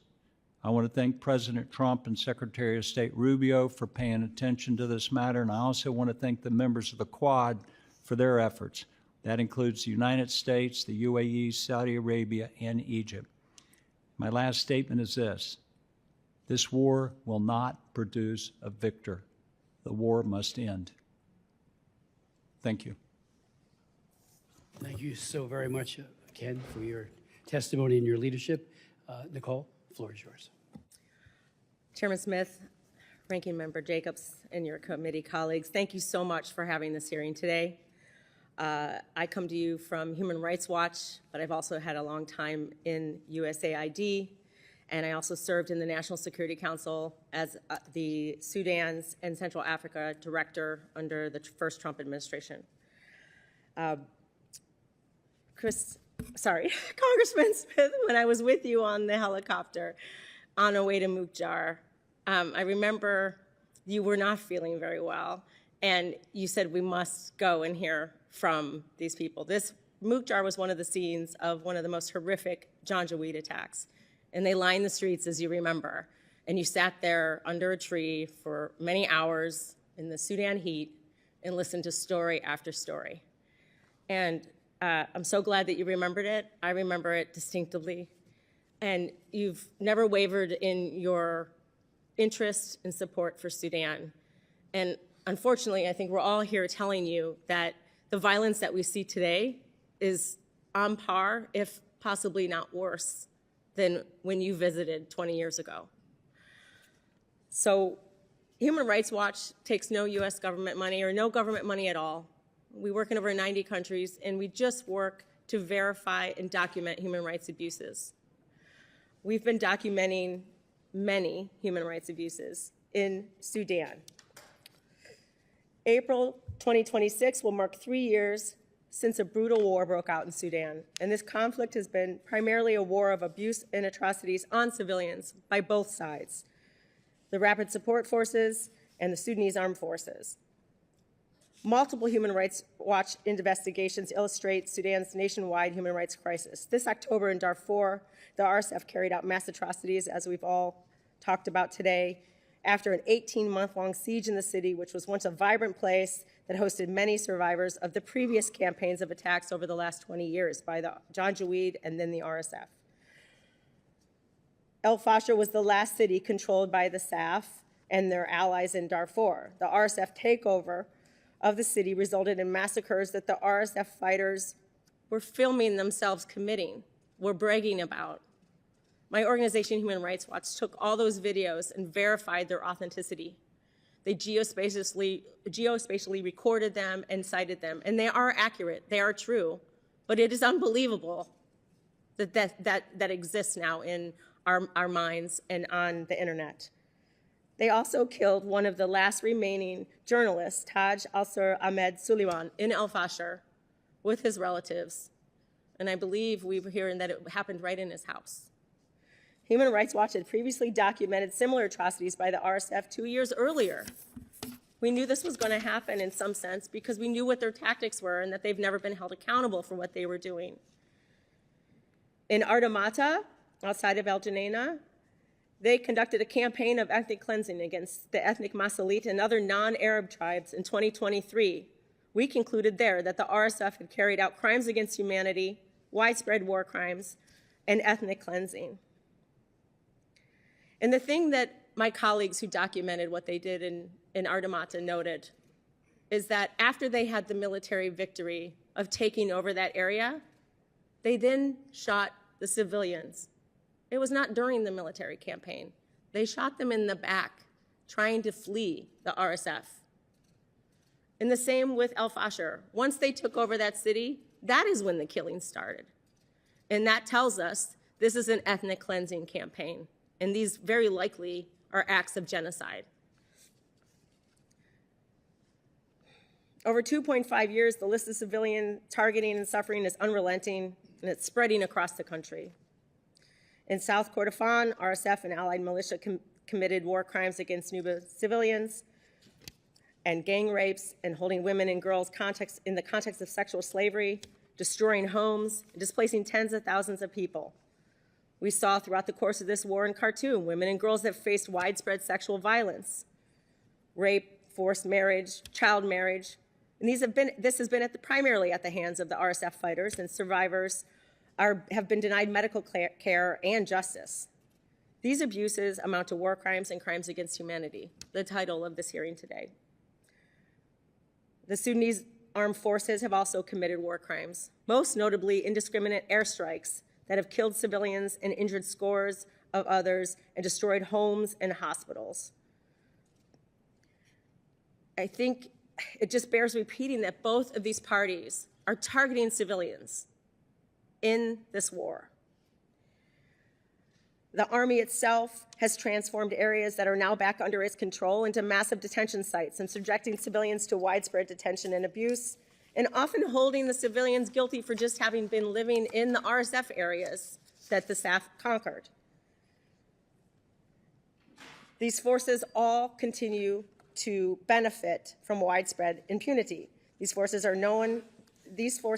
who know that they can get away with it, they know so well they can get away with it that they're filming themselves with no fear. Right now, civilians in Kordofan region are being attacked and are at imminent risk of mass atrocities to the level and the volume that we saw in El Fasher just 2 months ago. The international community has failed to listen to the warnings and heed the lessons from the first Darfur genocide in 2005, all the way through to the Janjaweed morphing into the RSF and committing violence act after act in Darfur through to the coup in 2021. We're here to warn you today. We cannot let this level of suffering become normalized. International response to the crisis has been pathetic. Cycles of limited, energized, uncoordinated activities by U.S. government over 2 administrations have produced failed, isolated efforts. The African Union has been both sidelined from diplomatic efforts like the Jeddah process in the current Quad process, which includes US, Egypt, Saudi Arabia, and UAE. And then they've also sat and admired the problem in Addis with meeting after meeting at the Peace and Security Commission. The African Union does have a role to protect civilians and deal with this crisis as well as other multilateral institutions. Nothing has been done notable to date. There's been little communication from our current administration to the human rights community on what is the strategy on Sudan. From the outside, it appears that the US and the Quad do not have a completely clear strategy for stopping the attacks on civilians and stopping the human rights violations on the civilian population. Yes, the UN humanitarian chief, Tom Fletcher, recently visited Sudan and has demanded, like Ken and others, unfettered access for humanitarian response. But again, these have all been acts and words. Acts with words and no action, excuse me. The United States government is a major actor in the situation. It can do much more than it has. The US Congress has played a monumental role, often led by yourself, Chairman Smith, in the past, exposing atrocity crimes, elevating the Sudanese civilian voice and survivors' needs, appropriating life-saving assistance, guiding and overseeing the US foreign policy in the country for Republican and Democratic administrations alike. This country, our country, has played the most pivotal role in supporting the Sudanese civilians. But in my 27 years working on Sudan and South Sudan, I have never seen the US government writ large so unengaged on the region. The US is losing its moral credibility in the world and in Sudan. Yes, public condemnation can signal to the perpetrators of these horrible crimes that the US is watching, but social media posts and press releases are simply not enough. There's so much more you can do to help the Sudanese people survive this terrible time and be safe from violence and work towards a fully civilian-led, rights-respecting democratic Sudan, one that they fought for and lost their lives for in 2019. So we have 10 points, and I encourage, with any of these points and any of these recommendations you've heard today, that you pick up either the draft Sudan Peace Act that has been introduced by Ranking Member Jacobs, or you draft new legislation. But pass some legislation that puts some hard recommendations and helps guide the administration and President Trump on his newfound interest in Sudan to bring peace. We want you to nominate, and we'd like the White House to nominate a congressionally required presidential special envoy for Sudan. It should be a presidential envoy, so it answers both to the White House and it works with you. Secondly, we support the deployment of a multilateral or a multinational or regional force to protect civilians now. It can start small, deploying where civilians are in need of most urgent protection, like in Kordofan right now, today. But it needs to start as soon as possible. History has shown that a small contingent of well-trained, well-equipped troops can do a lot of good in a very short period of time where civilians are under immediate risk. Congress should communicate to the administration and Ambassador Waltz in the UN that you support this. We know standing up new peacekeeping operations is not in favor right now, but this is needed in Sudan, unfortunately. My third recommendation is to call on all countries to comply with the UN Security Council arms embargo. It's been in place for 20 years, and it is readily violated. And it's violated by people that our government says are their allies. Sorry, countries that our government says are their allies. We can do a lot to influence those countries. We ask that you try to insist that the administration put the Sudanese civilians first in any and all work that they're doing with the Quad or with seeking any political solution. This current war in Sudan, and some arguably could say the past explosions of violence over the last 20 years, have been between actors that we're all familiar with. And there's never been a space carved out for Sudanese civilians to be the third actor and the lead actor in governing their own country and finding peace and finding solutions. So we really encourage that with the hope that President Trump can do something on this crisis, that this includes the Sudanese civilians. Our fifth recommendation is to authorize and appropriate robust U.S. funding.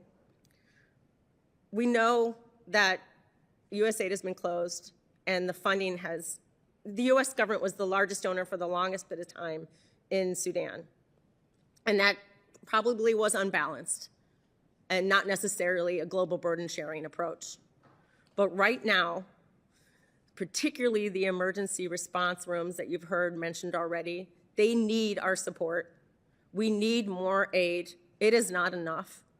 We have gutted our tools for atrocity prevention, early warning, documentation by dropping democracy, rights, and labor down to a shell of itself.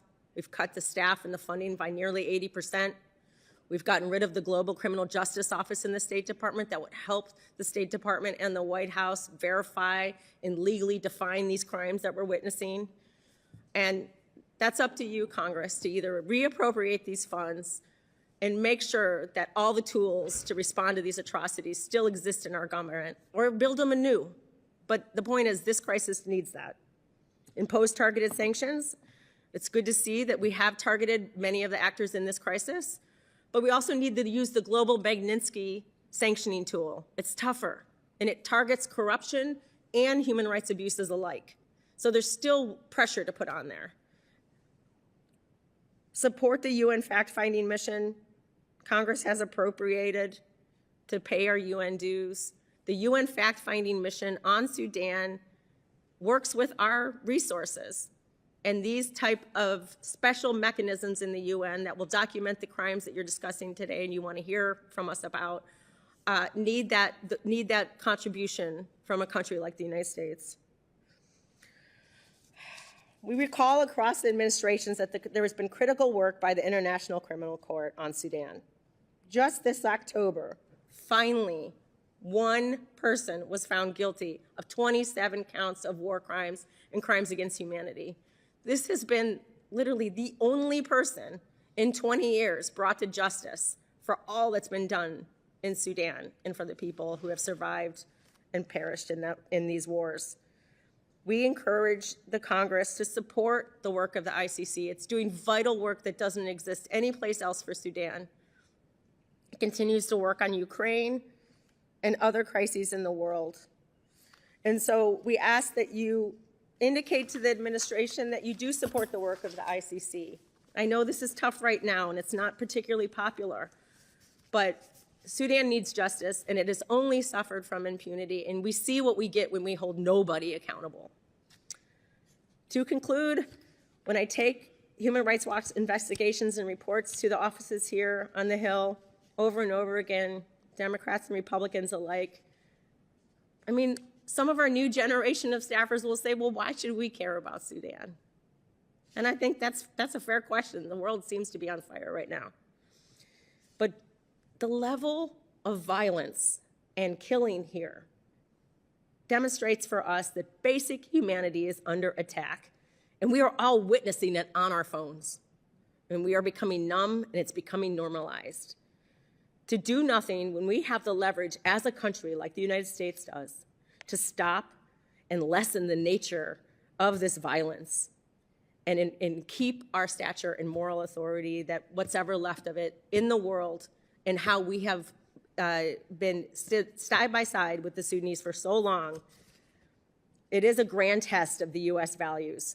It is a threat on our own security, as Ken has said, and our credibility in the world. Sudan sits at a crossroad in a very unstable region, surrounded by Chad, South Sudan, Ethiopia, and the Red Sea.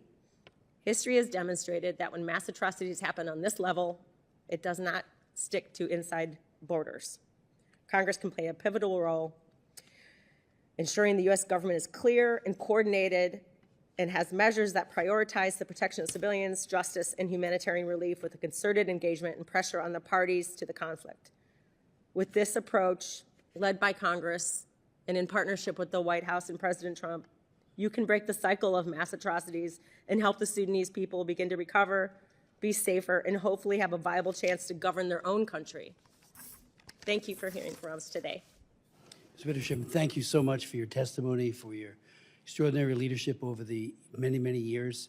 You know, on the point, not to belabor the point, but on the point of, you know, why should we care? First and foremost, we're our brothers and sisters keepers. We should love our neighbor as ourselves and go the extra mile when such horrible atrocities are being committed to stop it. But there's also, and Ken Isaacs in his testimony makes this point about, you know, that we are not unaffected. Osama bin Laden was in Khartoum. When I met with the president of Bashir, he made fun and mocked that the United States were offered to the Clinton administration that we take Osama bin Laden. And I even met with Salma Ghosh, who is one of his terrible, terrible people who was known for his torture. And I talked to him because I had to talk to him because he said, you got to talk to, and he was in the next room. And the bottom line was that he was offered. We said no under Clinton, and he went to Afghanistan, he being Osama bin Laden. And I had 37 people in one of my larger towns, in Middletown, killed by 9/11, 750 New Jerseyans, and all the others, World Trade, of course, and right here at the Pentagon, right nearby, and in Pennsylvania. All of that could have been stopped if we had just brought this monster called Osama bin Laden. But again, and you also pointed out, Ken, in your statement, which I thought was interesting, that our embassies in Dar es Salaam and Nairobi were bombed, and that was hatched in Khartoum. I held the hearings with Admiral Crow, sitting right where you are, on embassy security, and wrote the law, the Embassy Security Act, because our embassies were so at risk and did not have the kind of protection, including the visuals, to ensure that setbacks and all the other thing. But again, where did it come from? Americans died, and of course, people in those two countries from the car bombs that were set off there, all hatched in Khartoum. So let's not, Americans should say, oh, why are we caring about? We care because we should care, but we also care because it doesn't stop there. It extends out, and you gave, Ken, and so did you, Nicole, you know, some really good reasons for that. Let me just, on the CPC to Mr. Perkins, I do think that ought to be done right away, so we'll make an all-out effort following your lead to the president to do that right away. You know, as you pointed out, they had it for 20 years, and then things changed, and that gives an additional set of things that the president can do vis-a-vis Sudan. On the foreign terrorist organization designation for the Hemedti's group, that ought to be done right away to at least have an additional way of finding out where he's getting his funds and weapons. We know UAE is guilty up to their ears with and eyes in providing this. I would hope the president would call the leadership there and say, stop it. There needs to be that kind, in my opinion. I mean, Marco Rubio is a tremendous Secretary of State, but go to that next level and say, that's it. Delay is denial. More people will die tomorrow, next day, next day, next day, if this isn't done right away. So my hope is that we will get that high-level focus from the president himself to just do this. Stop it, and you provide all the testimony we need, you know, in this forum, and others are doing it elsewhere to make that case. I did talk to Marco, to the chairman of the Foreign Ops Committee, Mario Diaz-Balart. I've been talking to him all the time, but I talked to him in between these votes, and he said, you know, they're looking to really, you know, fund to a way that is very, very significant, all these efforts. So that bill has not passed yet, but we've just got to do it. I mean, World Food Program, I go to their website and look at all the losses they have there in terms of underfunding, and people die from hunger when they're not fed, and the money has to be provided. So UAE, we all should shout from the rooftops, stop it now. Same goes for the military. We don't have as much impact on what Iran does as we do with Saudi Arabia. So the Quad, while it seems to be, it's there, it looks good, just like some of the things that happened at the African Union. But when do they, you know, just say, hey, if this was your family that was getting slaughtered and your wife that was being raped, what would you do? You wouldn't stop until it was stopped. And that's the kind of sense of urgency that we hope this will bring, this hearing and your testimony speaking truth to power. So you did say about compel them to, the players, again, to act to enact a ceasefire. I'm not sure how we do compel them. Maybe you want to elaborate on that. And just what happens in the next week or more as people don't get food and as more killing happens. You know, we can't get compassion fatigue. You know, we just can't. We just have to triple our efforts. And again, I think this president is sitting in a very, very enviable place to say, that's it. And UAE, that will make, I think, a huge difference. We do have the resolution. I've introduced it, joined by my good friend and colleague and my colleagues to my right, calling for that special envoy. You know, have another person. And as I said in the last panel, you know, there would have been no Sudan success without Senator Danforth, who I thought did an amazing job in the past. I just throw that out that, you know, we got to get that. I did not get a sense from the Assistant Secretary that they will do that. You know, we're going to follow up on that, but he thought that Bulus and certainly Marco Rubio's, you know, drinking from a fire hose here. I mean, he's got so many crises that he's trying to manage. Having that very well-positioned person to do it, I could help make a difference. But the president needs to pick up the phone. Your thoughts, and then I'll yield to my friend. Again, yes. Oh, good. A few more comments. Please. So in Nuba Mountains, I don't tell everybody this, but I'm getting ready to tell everybody this. We've been running a cross-border operation for 13 years, taking about 16,000 tons of food a year into Nuba Mountains and distributing it to 400,000 to 600,000 people. There's a lot of other aspects, healthcare, nutrition, that go with that program. I have 400 staff inside of Nuba Mountains, so I've got a pretty good network there to know what's going on. And last year, and this is an important point, we entered into a discussion with the Sudan Armed Forces and the SPLM North, and they came to an agreement for a 90-day ceasefire, and we airdropped 2,700 tons of food into an area of famine. My point in sharing this is that humanitarian ceasefires can happen, and they do respect them. Now, the day after the agreement was over, they went back to war. Boom, right back. But we were able to airdrop the food. I had staff on the ground, and we oversaw the distributions. And the government of Sudan, that is the Sudan Armed Forces, I went to Port Sudan. I met with General Burhan. I met with the other generals, head of GIS, and some of their co-workers are in here today. They came and visited with us. It is possible to get agreements. It's not easy, but it's possible. I think in preparation to come and talk to you today, I spoke with former Prime Minister Hamdok. I spoke with Hamedi. I spoke with civil society people. I spoke with Abdul Wahid. I spoke as many people as I could. 3 senior people told me there's only one person that can fix this. It's President Trump. And so I want to echo back to what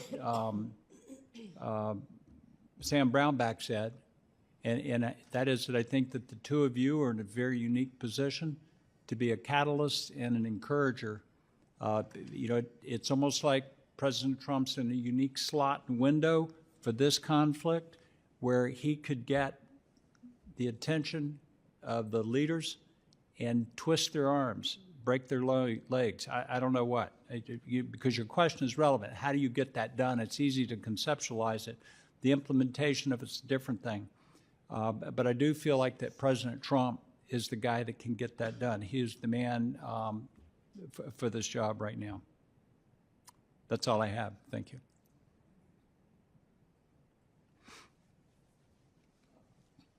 I just want to say I read your 10 points very carefully. I thank you for them. And the first one was the special envoy, but the others as well, TSP, the other, all things that need to be very, very seriously embraced. So I do thank you for that. And I was very sick that day. You noticed. I had gotten my yellow fever shot too late. and I had a fever. But thank you. You were there, and it was very, very meaningful, and what it just opened up my eyes like nothing else. Well, thank you, Mr. Chairman. Ms. Wittersheim, I want to start with you. Would you agree that the UAE is in violation of the UN arms embargo by providing weapons to the RSF?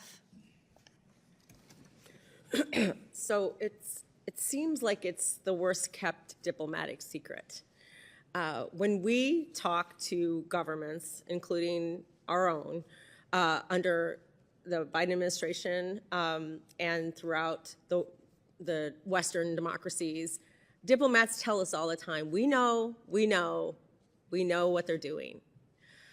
My organization continues to try to look into this from an arms perspective in what is being found in Sudan and in amongst the RSF areas, but access is completely cut off. It's cut off for food, it's cut off for humanitarian assistance. But it seems like everybody who could stop the UAE, including the UN, who has noted their involvement in their panel of experts reporting, knows their involvement. So it's like this strange circle of not fully addressing the matter. And when you are watching mass atrocities and genocides unfold, the number one thing that and it's been part of my work to study this and look at this, the number one thing you must do is you must cut off the resources for the people who are committing the mass atrocities. And that is money, that is arms, and it is people. So we were very encouraged to see the sanctions that were announced yesterday by the Trump administration, or maybe it was the day before, on the Colombian companies that are sending mercenaries. This is a start. It's a good start. But you have to cut off all the resources in order to stop the killing. It actually is that simple. It's simple to say and simple to see the through line. It's not simple to do, apparently. Thank you. And what do you think it would take for the UAE to stop arming the RSF, or at the very least use its significant leverage to get the RSF to stop their atrocities?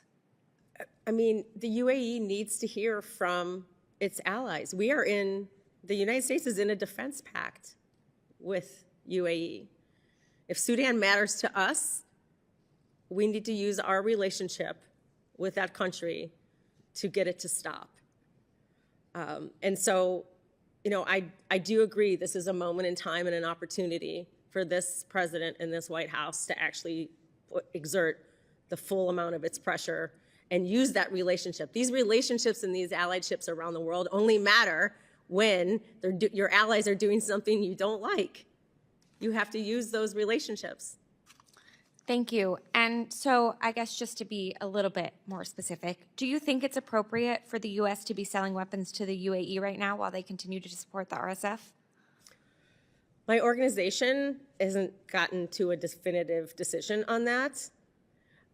There is speculation that while U.S. weapons have not been found in Darfur, that weapon sales to UAE is allowing them to displace their old stocks and send those weapons to Darfur. So I think we have to look very carefully at this in order to make sure that no U.S. weapons wind up hurting people in Sudan. Thank you. And now I'd like to turn to the ICC. Earlier this year, Eric Iverson, a decorated U.S. Army veteran who is currently the lead prosecutor in the court's Darfur cases, filed a lawsuit against the Trump administration, arguing that the administration's sanctions against ICC prosecutor Karim Khan prevented him from investigating and prosecuting mass atrocities in Darfur. In response, the Treasury Department granted him a license for his work with the ICC, and Mr. Iverson withdrew his suit. But as you know, this license is specific to him and doesn't cover other U.S. citizens who work for the ICC prosecutor's office or contractors. We've seen reports that sanctions on Khan have substantially impeded ICC investigations. This is despite successive U.S. presidential administrations since the George W. Bush administration, including the Trump administration, expressing support for accountability for atrocity crimes in Darfur. Why are the ICC investigations into atrocity crimes in Darfur important? And could you tell us sort of your assessment of if alternatives exist to the ICC? Sure. So an organization like mine that legally defines and documents these crimes really relies on institutions like the International Criminal Court to bring justice to the victims. The ICC currently has 11 active cases on Sudan.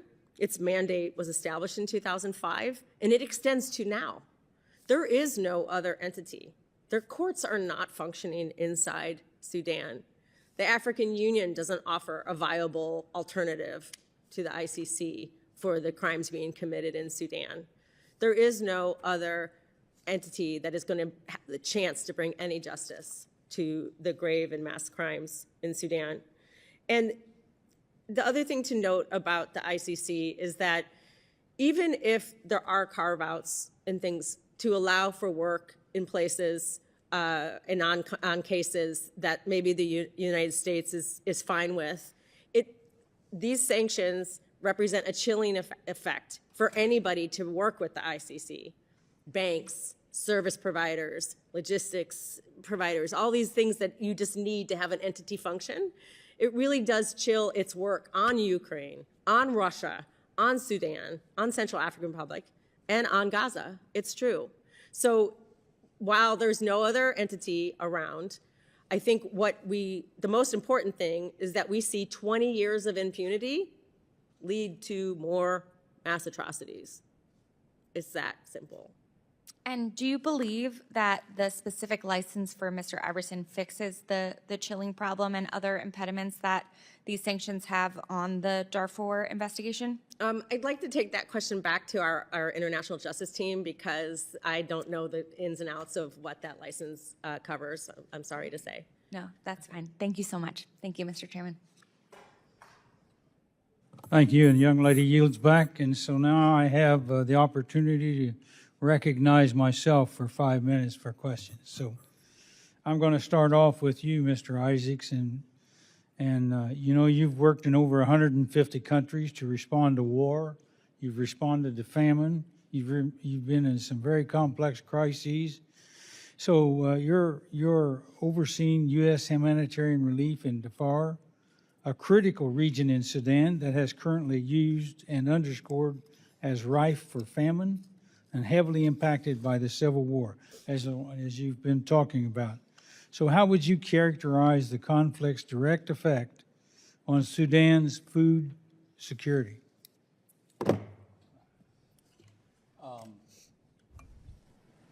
I would characterize it as in the sewer. It's a horrible situation. We're talking about Kordofan. So Kordofan is a state sort of in the southern central part. And we've worked there, I've been 25 or 28 years there. Over the last year, almost 3 million people have come into that area. Why have they come into that area? It's a legitimate question.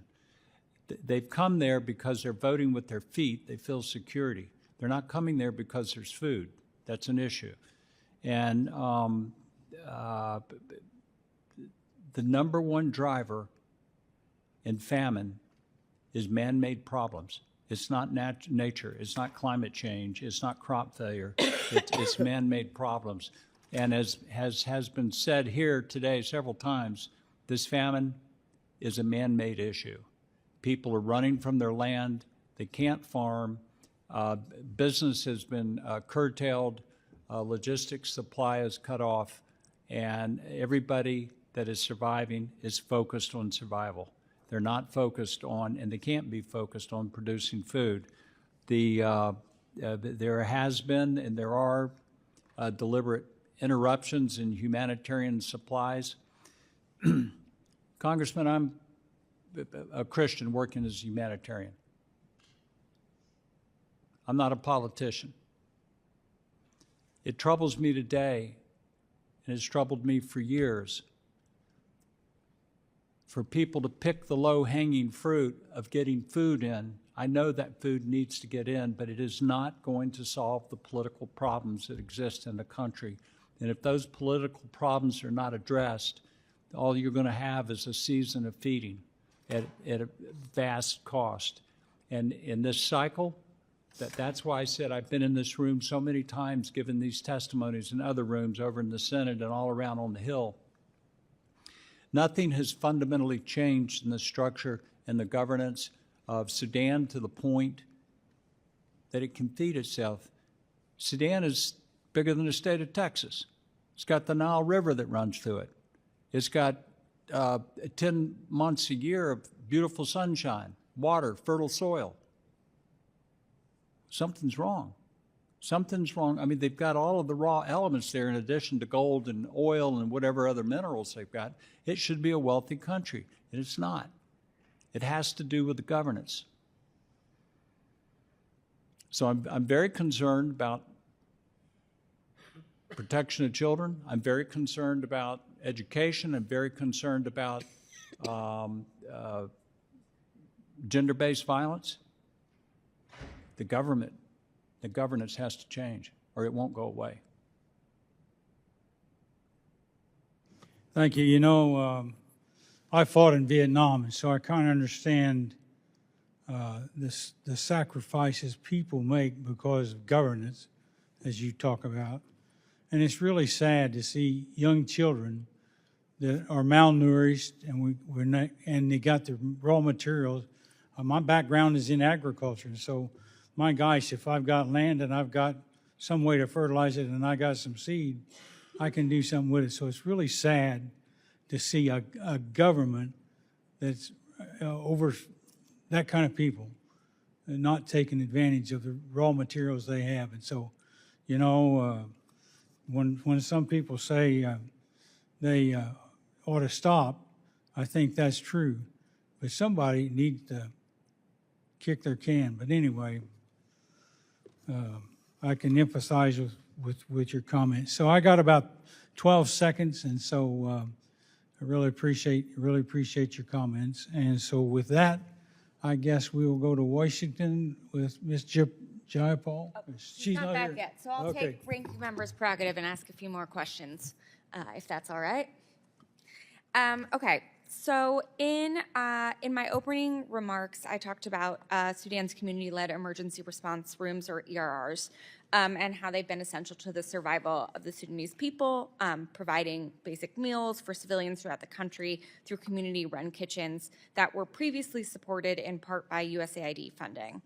The Trump administration's aid cuts forced nearly 80% of ERR activities to stop and affected the operations of over 1,460 community kitchens.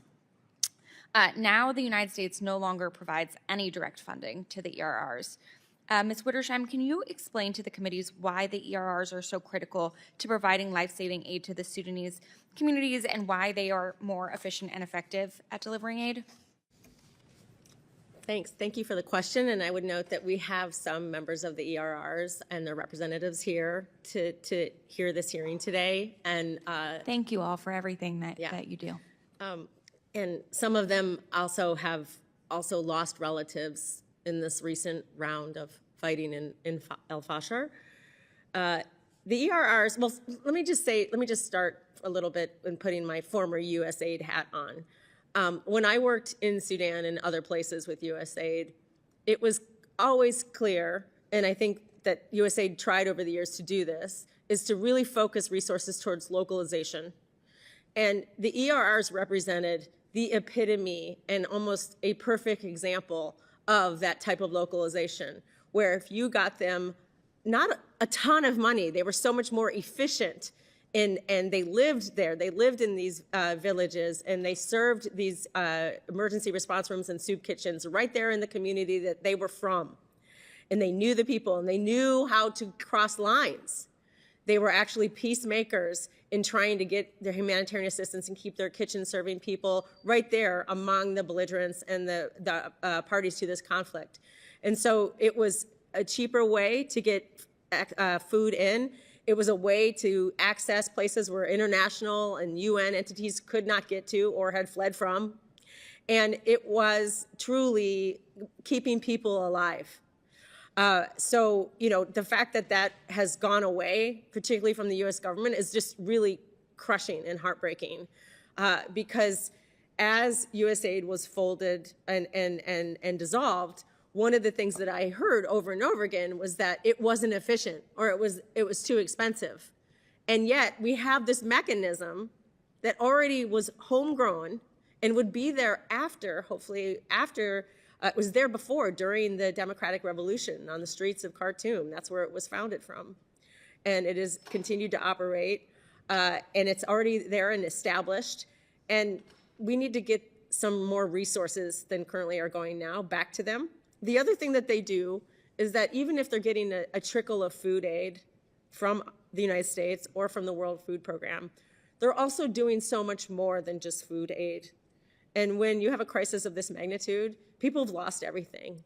They've lost their farming tools. Women don't have access to hygiene products, to basic neonatal care, all of these things that an emergency brings in addition to food and famine.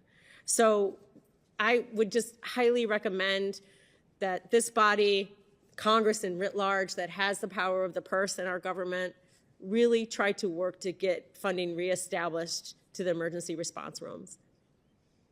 Thank you. I couldn't agree more. Mr. Isaacs, a question for you. Prior to Samaritan's Purse, you worked at USAID, where you were in charge of the Office of Foreign Disaster Assistance.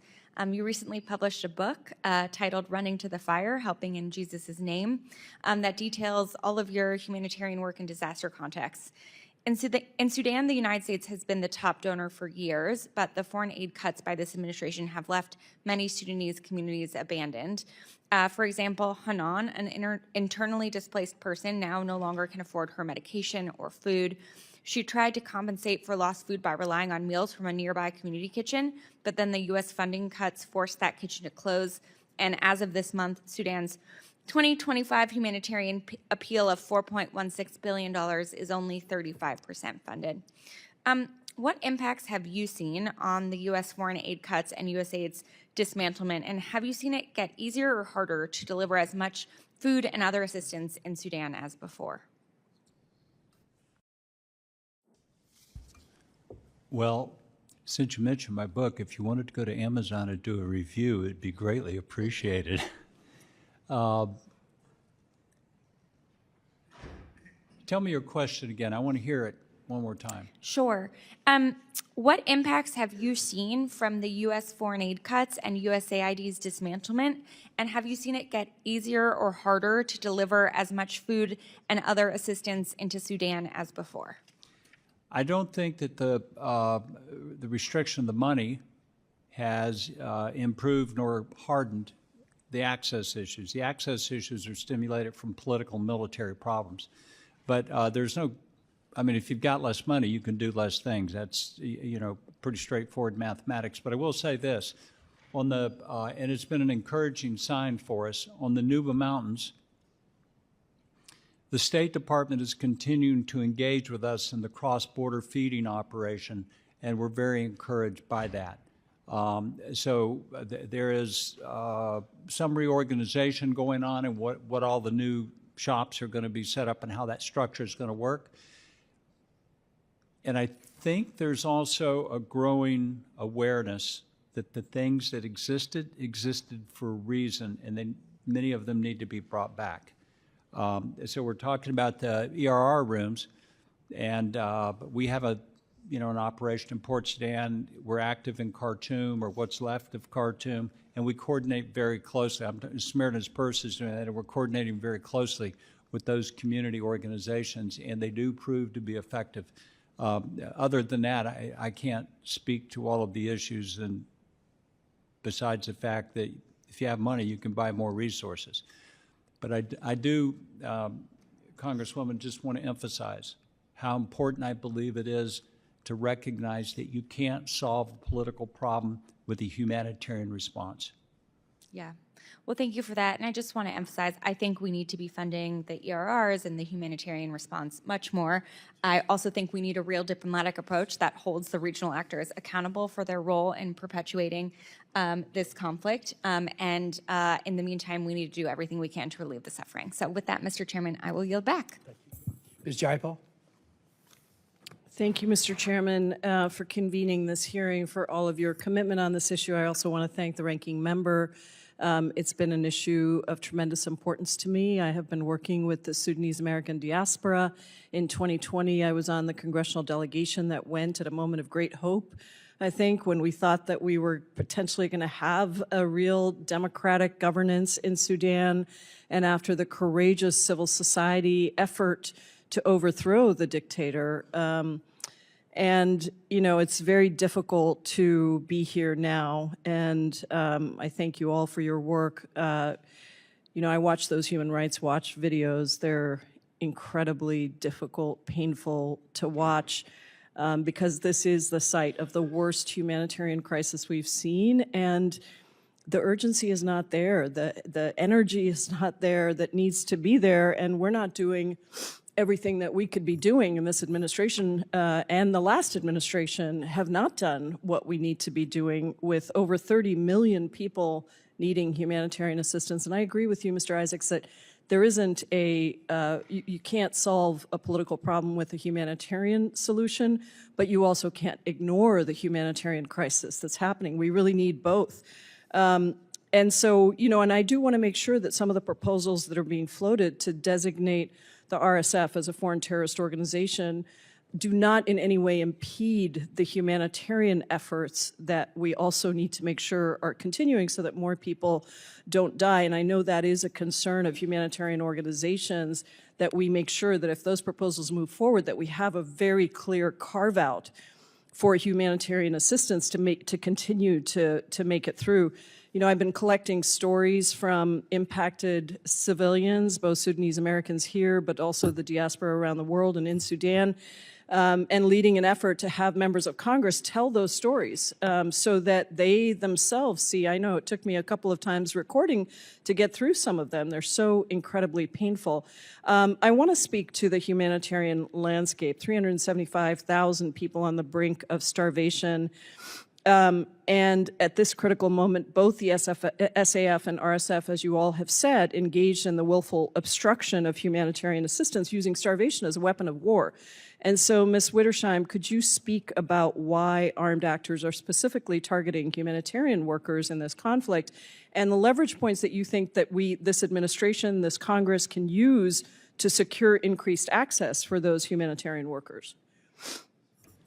Well, I'm going to call on Ken to also respond to, because of his expertise in the humanitarian field.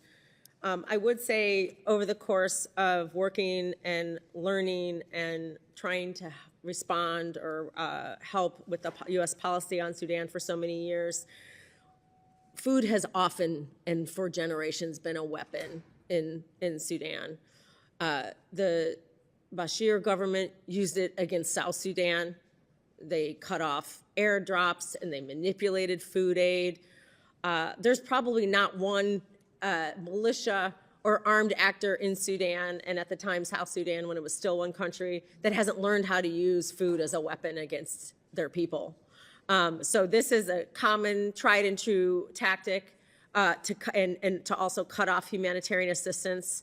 And frankly, to Ken's point and to what I think is getting recognized clearly by the committee, that humanitarian assistance isn't a political solution, but it does kind of keep the international community fixated on the humanitarian and not doing the hard work on the political solution. Sure. So, you know, it's people really, we really do need both, as you said. Yeah. I think that these armed actors are doing this now because they've always done it. And this is a way in which they get control and they get the population to bend to their will. They get them to move. The RSF has been very fixated on ethnic cleansing. And if you starve people, if they can, they will walk away. That's and they will walk into Chad. I want to get a question in about the UAE, because this is also really, really important. So I'm sorry I'm not giving you a chance to respond on that one. But you know, the UAE, and the chairman said it, we should be shouting this from every rooftop, is actively supporting the RSF. And despite this clear involvement, this administration blew through the committee's hold on a $1.4 billion sale of helicopters and F-16 fighter jet parts to the UAE. And we're continuing to announce new arms sales to the UAE. So what signal does it send to the UAE when the United States continues to provide them with military equipment despite the well-documented record of providing weapons to the RSF? And is it possible that American weapons sold to the UAE could end up being used by the RSF in Sudan? So, not an expert on arms, but I would say it is highly possible that the fluidity of arms flows into Sudan can come from anywhere. And already Canada is seeing Canadian sales ending up in Sudan, according to media reports. So I would just want to say that the committee is right to put these holds and to use all the tools that you have. I think we have to get the tools that are already in place, like the Leahy laws, to scrutinize our sales to all of the actors involved in Sudan in supporting these actors to commit atrocities against their people and the civilians there. And I fear it might be a matter of time. I mean, I just don't know.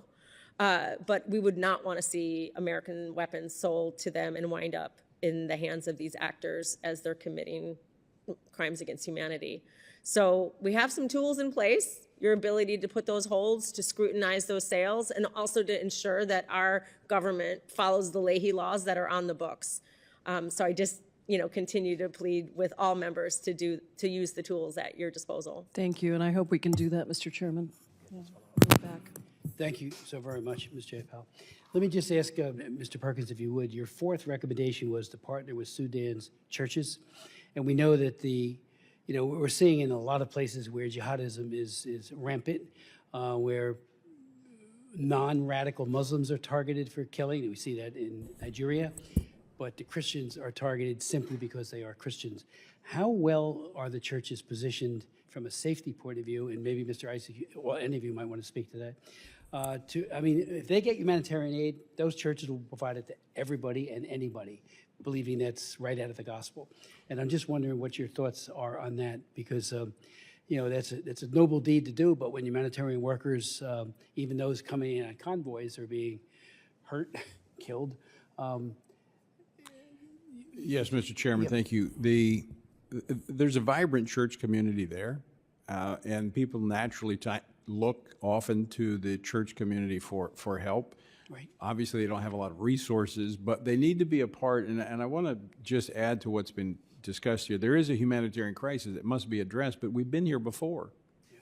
And we keep coming back. And we'll keep coming back until we address the underlying issues. And that's where, in part, the faith community comes in, but also the educational system. When I was there in 2020, I met with the educational minister.